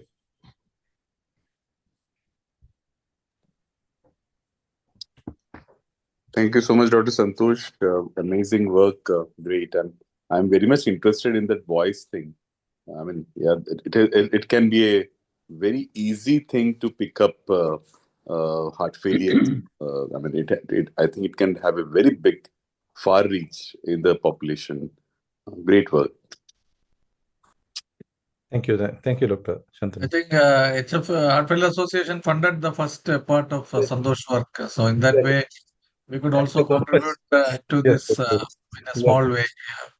That was the first Heart Failure Association that called for proposals for funding. That 5 lakh grant came to JIPMA. Thank you so much. It was a very vigorously fought contest. But only problem is because of huge, we had a lot of challenges in developing this app, in which the initial app that we developed and we recruited around 25 patients, and half the patients' data got lost because of a lot of the different kinds of mobile phones had different things. So we had lot of learning curve in this thing. Now we are having a fidelity of data capture of approximately 95% for the past 6 months. That is why we are able to complete this randomized control trial. New things are always difficult, Santosh. Yes, yeah, I think you have to pass through those obstacles.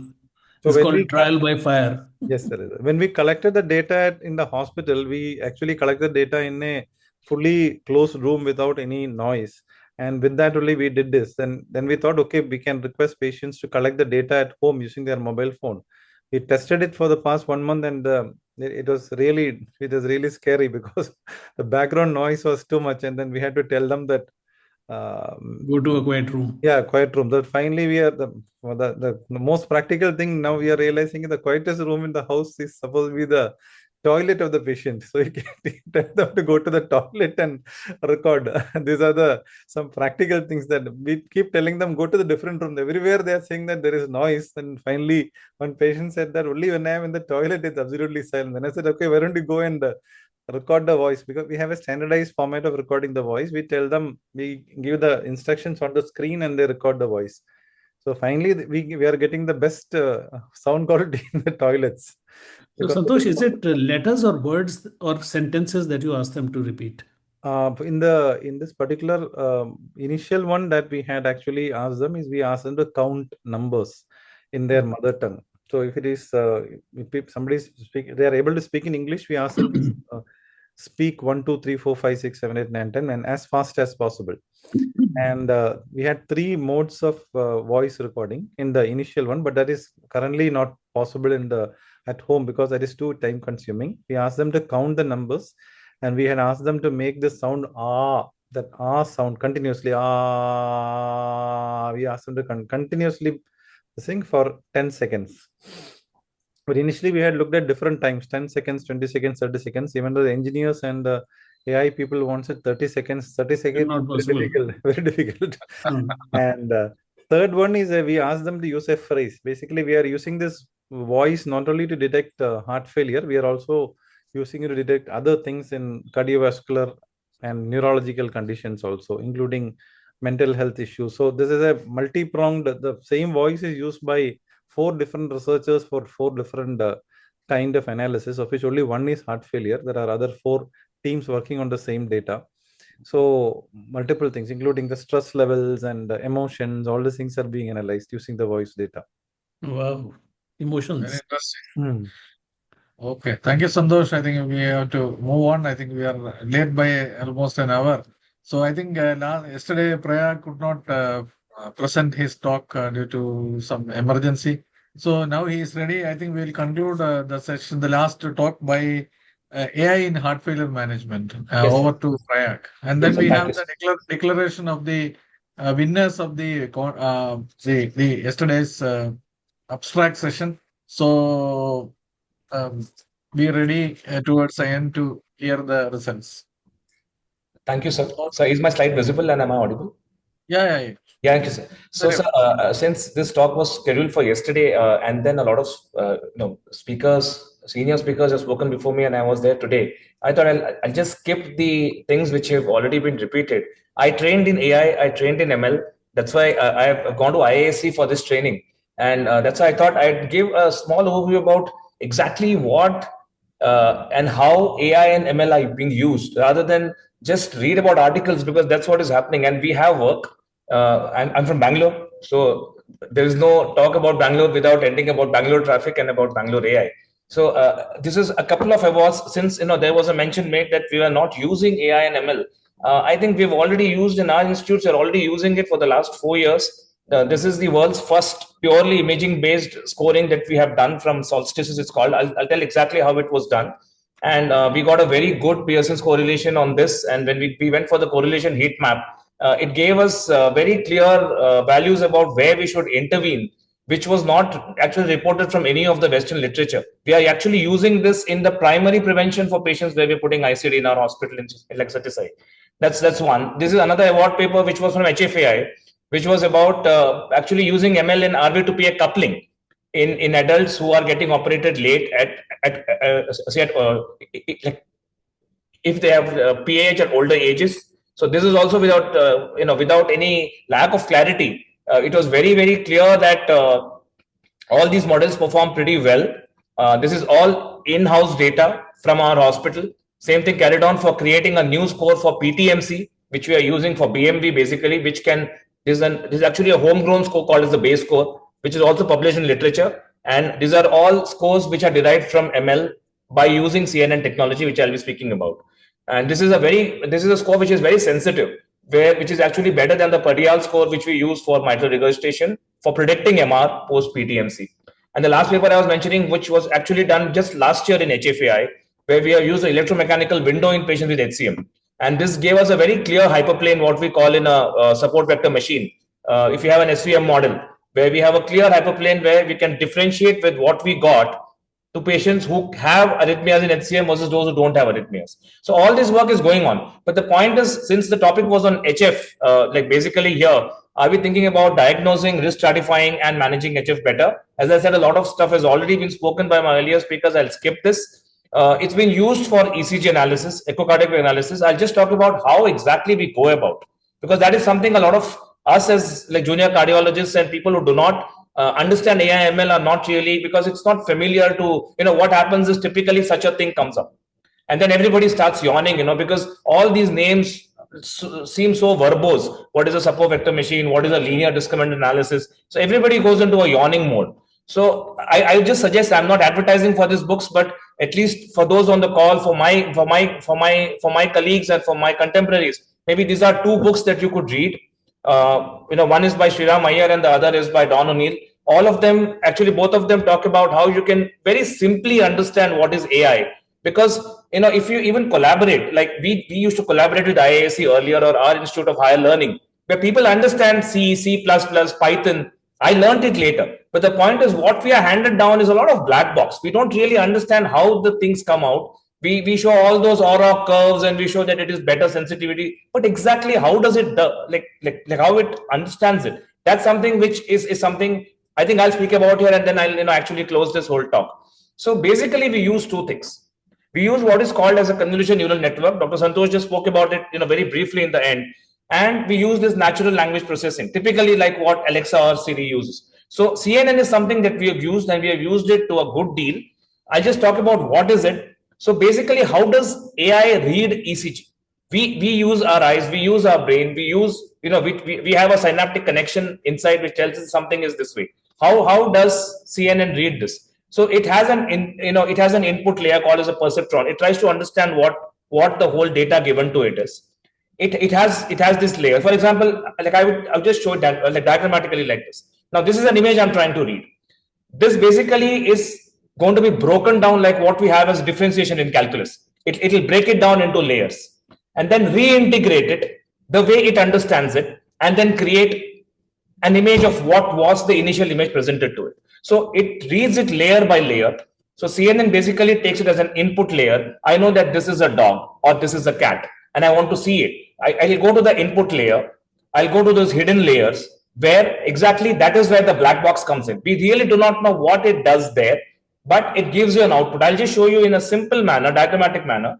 I would show the picture of say a moth or a simple butterfly to it. So what it does is, it goes on its horizontal edges, it goes on its linear edges, it takes a principal diagonal, it basically breaks this image down into layers, and then it'll take into one axis, the other axis, reconstruct it, look at its edges, and then give an output. So that's exactly what the CNN model does. For example, now this is how it is. So we have either DL, or if we have machine learning, we have an input from an ECG chart. It will break it down. We know that ischemia is ST depression. It tries to look at a lot more. In fact, we have got P wave height. We have got the QT interval. Some of them are some things that we know. But then a lot of things are when you actually blow up an ECG 3,000 times larger, it can see things which the naked eye or even an enhanced ECG that we have cannot see. So that's how it is. So this is it's those hidden layers that actually do the job of CNN. So CNN is something that we are using on a day-to-day level. This is what it is. So how do we analyze it? With our eyes, with our brain. How does the CNN analyze it? By actually disintegrating it and then integrating it back. It's like actually applying differentiation and double differentiation and then integrating it like in calculus. For example, now if we have this, we know that the most defining feature of a certain image is something. We will always keep hearing these words if we talk about AI, like AI articles. If you want to read an ECG in AI. So there are two things that they use, that the CNN uses, the actual brain of a CNN. The first is called as saliency mapping, where it looks at pixels. Like for example, if I have an elephant, it will look at what is the most defining thing. Salient obviously means that the most defining characteristic of that would be the body. So where are those pixels more dense? So maybe in the body, maybe in the trunk. Now that's something that defines the elephant. The same thing, for example, if it's a cat, it's a fur. If it's a goose, it's its neck. And that was also seen in DCM versus HCM. So when they saw that the wall was more defining for the HCM, the outflow was, and the cavity was more defining for the DCM. So that's something which if you have this image, it's an input image, it's a CNN red image, and it's an output image. That's exactly how AI reads the image.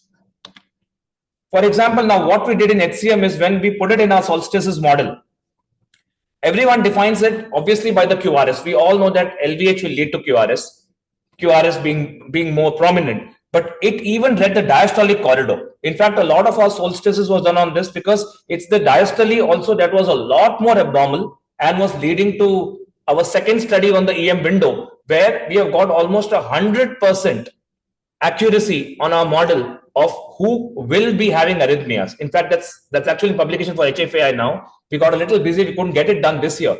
But I'm sure we'll be publishing it this year because this is something that gave us 100% specificity about who will develop an arrhythmia based only on the CNN analysis, because it was showing us that there was a lot of problem in the diastolic corridor.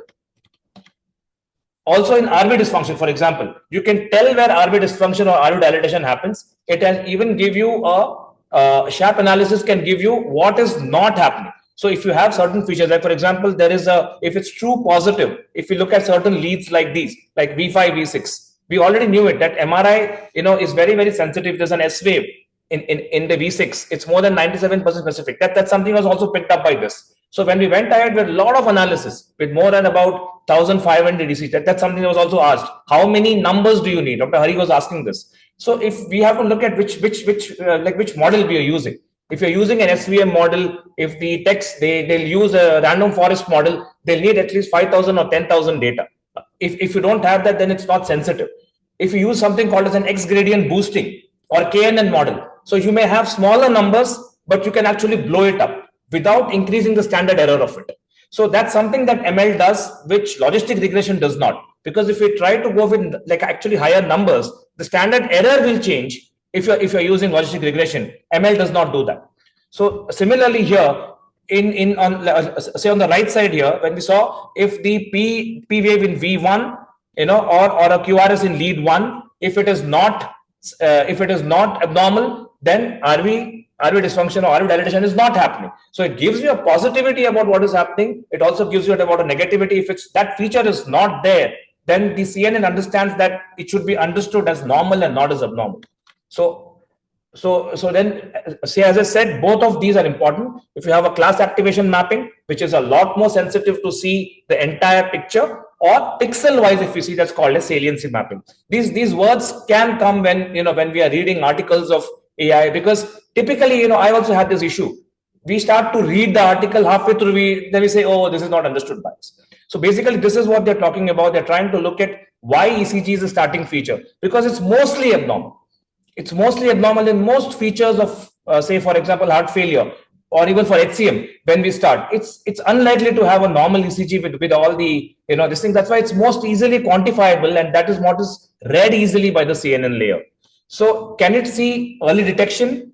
This also has been spoken about. This was seen in Kenya in eight healthcare facilities. It is a multi-center trial, a prospective trial where the Framingham score was more than 10%. They kept a very high margin that there should be at least 97% specificity for this. Even with this, it was an excellent sensitivity, excellent specificity for patients who were coming on an outpatient basis, whether they could be predicted for having heart failure based only on the ECG with the HEF-REF cohort.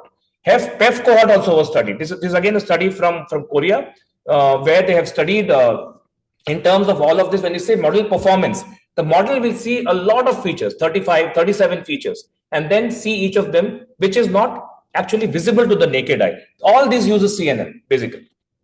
So they have seen with an OROC of almost 81, that is in a 0.81 area under curve, with a fairly good sensitivity and specificity. And even better in the high-risk cohort, where it went up to 0.9. So ECO also uses the same thing. Echo is something that, if we see, it segments it. It's like bread loafing, how we do in an echo. So it will segment it into each layer. That is your input layer. It will go through a CNN modeling. It will create another layer, like another picture of it from the last layer. Typically, a GradCam takes the last CNN layer and then give you a picture which it reads as positive for heart failure. It has been done in all of the etiologies, HCM, DCM, etc. And if you see any of the articles, they'll say the detailed software, generally CNN is used in almost 80% of them. It can study systole separately, it can study diastole separately. That's something that all our echo machines currently, Siemens uses AI, the Philips CVXI uses AI. All of these use the CNN modeling, where they'll break it up into iterative things and then join it into a certain image with a fairly very good OROCA gain of 0.851. Something that Dr. Mintu was mentioning, it's not just about the C statistic. It's also the relevance of how much what we are applying it to. I think voice and sound was already mentioned by Dr. Santosh Satish, but one thing here was the Damson trial, which was the AI stethoscope, which they have studied whether it can pick up, with S1, S3. There are a lot of 8 or 9 features put inside it in a resource limited setting, typically, or if we are talking of like mobile hospitals, which are quite prevalent in India, and we have, let's say, mobile hospitals. Such as mobile hospitals, we're planning to integrate this into an ML kind of thing. Whether if we have a physician who is not really in a mainstream center, whether they can pick it up with this, which also has got about 85% sensitivity, and it was able to pick it up in 62 out of 64 patients in this study, Damson HF. It had a very, very high prevalence of picking up somebody to have a heart failure, which was eventually seen with an echo. And this is a very, very high number. The 62 out of 64 were actually picked up to be correct for the heart failure with EF of less than 40%, irrespective of the gender, race, whatever. The other thing is, again, Dr. Santosh had mentioned this about phenomapping. So phenomapping told us, this is something called as a CDSS platform, where it will put all the features together, 100, 105 features. It's very difficult to do this with logistic regression. It takes a lot of time to do it. So CDSS takes all of it into account.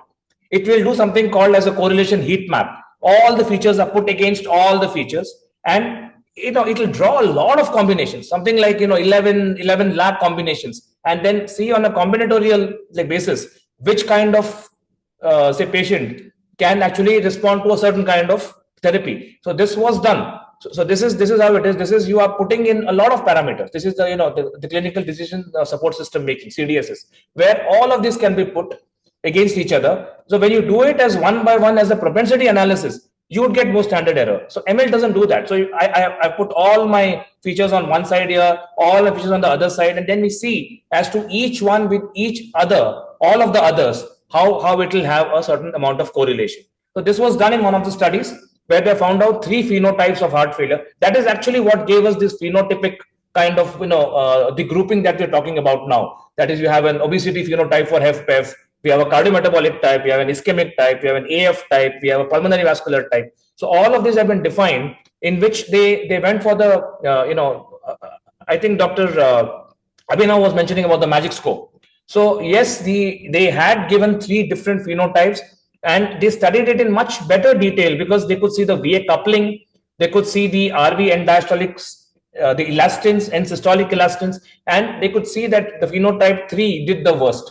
And based on that, again, going back to the drug modeling that was discussed also by one of the doctors earlier, you could fashion which kind of drugs would work better for which kind of a phenotype. This is all a very, very novel way of looking at HFpEF, because this was not done in the past, because we had so many different definitions. Again, the thing about garbage in, garbage out was spoken. What we gave in, it should, all the centers, particularly if you're talking of multicentric thing, because somebody is mentioning about multicentric trials, you need to have the same endpoint. You need to have very good similar data going in, which is difficult, not impossible. But if you have very stringent endpoints, you have one zilly definition of heart failure, HFpEF, you have somebody else's definition of it, you have got one more definition given by somebody. That cannot happen if we are going to give, then it will become GIGO, like garbage in, garbage out. So if you want to have predictive analysis, again, something mentioned earlier in the talk by Dr. Satish, how early can we predict heart failure? Well, almost on an average, 70% you can actually see it, almost two weeks in advance. and they can be early signs, typically used in ICDs where there's a buildup of fluid. S3, S4, S1, S2 becomes difficult. S1 and S3 becomes different. Then you can use the voice activated thing again, what sir was mentioning earlier. And there's a heart logic index. Now, this is something that's used. Heart logic index has been used for the worsening heart failure. They give a number. Typically, if it is less than 10 or 14, now this is 17 in one, 53 in the other. So the clinical heart failure develops that much earlier. So the higher the number, they found out it developed within 48 hours in one of the patients and by the next week in the other patient. So I'll skip this. The multisense was also mentioned earlier, where you can use magic trial. RV is being studied, as I said, not just the LV. I'll skip this for the want of time. NICE is now using it in UK. That's something, they've also mentioned in the May 2026 upcoming review. They mentioned in the December review of that, where they're going to be supporting the use of AI, not just for the primary care screening, but also ED. Like in the ED prior to discharge, can it tell about the 90-day mortality? It's been used only on the ECGs, where they have seen the P wave height changing, the QT changing, the PR interval changing. So all of those have been studied, and the performance metrics are pretty high. Like they have gone to about 70 to 80% of actually detecting it earlier, with an OROC of sometime 0.91 to 0.93. I just end up by saying about the challenges. One thing is very, very clear. I'll show you about one of our papers. This is one of our papers where we were studying with our neurosurgery group. And I had done this particular ML myself, in which it was the actual model was showing that anemia is a risk factor and polycythemia is also a risk factor. And we know that this is both clinically relevant. So, the surgeons came back and asked, how is it that both HB, which is high, and HB, which is low? So there has to be a relevance about it. So sometimes when you have too much of data coming in, you might end up with things which are not clinically relevant, and these need to be seen in the correct aspect. It's augmented intelligence. It's not really artificial intelligence. It's augmentation of what we already know. And as I said, if we do not have a standard definition for it, multiple centers will tend to have multiple endpoints. It's difficult to then make any sense out of what we're talking unless we all defined our endpoints very, very clearly. Cleansing of data can be done. We have to have clear data entry. Now, this is done in data mining. That's a separate topic. Let's not discuss that. Transparency and testing of it. Typically, how much of it are you going to tell the patient? And the other centers, can have data sharing initiatives and data protection that needs to be talked about. Black box nature is very important, because every time I actually do an ML study, my boss comes and asks me, how is it that really it has spewed it out? We do not know it. The CNN analysis which is done, those hidden layers, you need to write Python codes, but exactly what it does is still quite a mystery. And across socioeconomic groups, it might not be very, very relevant unless you do large-scale analysis, because there have been studies like what was done in HCM. It was done as a burn study in Switzerland. It was done in London. It was done in New York by Mount Sinai. And they found out that it was correct across the three racial groups. But such a thing for heart failure has not been done as yet. HCM, it has been done, but for heart failure, it has not been done. So is it hype or hope? Well, it assists in diagnosis. It's not here to replace or to challenge human capability. We should not allow it to, because clinical relevance is important. The only thing that it does better, one, is it sees imagery data better, like CNN does, for example. It analyzes larger volume data faster, because it's difficult for a human to see so much of data. Its applicability has been seen over the larger cohorts, and over the cloud analysis, you can share data easily today. It tries to overcome barriers. In both our analysis of solstices as well as the EM window, our hospital has not done the genetic analysis. I was talking to Hashim about it one day from Amrita, because they do a lot of work on genetic, but it's quite difficult at times, not logistically easy to do it. This does away with that to some extent, because we could replace a lot of the genetic parameters with the parameters that we got on CNN analysis. Though it is still not very clear about how it does, but it works well, because we could give it to patients proactively. What is better than saving lives? So we could give it to patients proactively. In about 30% of patients, relatives, we could find out that HCM existed purely based on ECG. Purely based on ECG, we could find out on the EM window and on the echo when we did it, because it's QTC minus the QoA. We could actually find out that HCM existed and arrhythmic HCM existed. Now, that's something which is a real, sort of a heads up when you're talking about putting an ICD. I think that's my talk, sir. Thank you so much. Sorry. Thanks, Dr. Hari sir, for giving me the screen, because I'm sorry I couldn't do it yesterday. Thank you, Prayag, for that wonderful talk. I think it is exciting, and comments from Dr. Chopra, Dr. Sandanu, Dr. G. Mohan. Prayag, I am blown away. It's such a fascinating talk. You said we still don't understand how AI analyzes all those things. Are we on the way that AI is going to be dictating how you live your lives? There is actually some. It's doing things that you don't understand, but it is Absolutely. telling you what is the right thing to do. The scarier part is something called as super intelligence, sir. And Yeah. there are two parts of it called as XAI, which is explainable AI. There's a part of it which is explainable AI, but a part of it which is called as non-explainable AI. That XAI is still okay, but there's something called as super intelligence where it is now trying to go Think for beyond us. itself. Go beyond us. So Yeah, that's yes, what it's trying to think for itself and to analyze for itself. absolutely. Actually, so there is this thing called as an iRobo, which is a movie which I'm a big fan of like robotics, which is why I took it, because Isaac Asimov actually mentions it in that there will be a time. There are three things of robotics that are important, sir. It will never harm a human. It should not think for a human, and it should not overcome human capability. Super intelligence takes away all of that. So I think there is a limit that we should keep.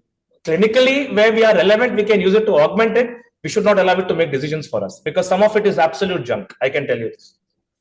How are you to be able to allow it? It may decide on its own. You may not apply it, sir. Now, for example, the ones which we have, the models which are there, unless I incorporate it in that model, there is no way that I can create a model. I can always take it out as one of the features. So that's what we have done. But Hari, I there's a think lot of we work. need to start this program in our HFEI, to have a few talks on this. It's fascinating. Thank you. I think it is a need of the hour, I think. Yes. Yeah. So, Chandanu. Yeah, and I'm absolutely fascinated by all the AI talks, and especially Prayag. You're doing great work. Amazing. Thank you, sir. So, Jiman, any comments? No, sir. It's an excellent talk. Thank you very much. Thank you so much, sir. Thank you, sir. So now we will move to the last part of this. Can you see my screen? Yes, Hari. So this is the award ceremony. So I think we had selected 6 presentations to be done. So so this is the result of this. So the first prize goes to Dr. Mohsin Raj Mandu, who is the first prize in the abstract presentation. The abstract was, I think it is Dr. Ambuj Roy study. I think Ambuj is around. A crossover Yes. study of PM 2.5 exposure and heart failure hospitalization insight from the National Heart Failure Registry. This is the National Heart Failure Registry, which we all did together, Ambuj, myself, and all. So this is the 10,850 data, and based on the geospatial PM 2.5 data, we collected that, and it's analyzed by Ambuj's group. So congrats to Mohsin and Ambuj for this wonderful work. So the second prize goes to Ambuj. You are here. Yes, Ambuj Okay, is here. congrats. Thank you. The check and the certificate will be sent to the presenter, not the mentor. Yeah, thanks. Great work, Ambuj. No, Great that was work. the idea. That's why I wanted Mohsin to present. I mean, we have to get the young people in the forefront to encourage them to do more. But if I can just speak for a minute, Yes. I mean, it requires a real village to do any study like this, and I Yes. really congratulate you on having led the NFHR. And it also shows that when you do a good study, you can get a lot of other outputs from it, way beyond what the study was designed originally to do. Thanks to the good data, we could analyze this, and we worked with IIT Delhi. This was a PhD of my student was a co-guide who did this, Taruna, and of course, Mohsin assisted in writing the paper, presenting it. But it really shows how much you can do together. But what has been happening, and I was listening to some of the talks, but the reality is that we are nowhere near where the AI world is moving. I mean, if you look at what China is doing, I mean, they are way ahead of everybody else. But the thing is, this is just a drop in the ocean, but this shows that we have to break silos, we have to work with the engineers. Only then we will be able to convert talks into reality in India. Otherwise, we're really working in silos and not able to break that. So this is just an example of how we have to work together. If we have to really bring any of these talks that we have done, I mean, Prag is doing a good work, but we need more of these people to break the silos if we really want to do anything really substantive in AI. So that's just my 1 cent of thought on what you've done. But Thank you. congratulations on organizing this wonderful meeting. I'm sure it'll kindle many thoughts for working together in this field. Yeah. Thank you, Ambuj. I think we are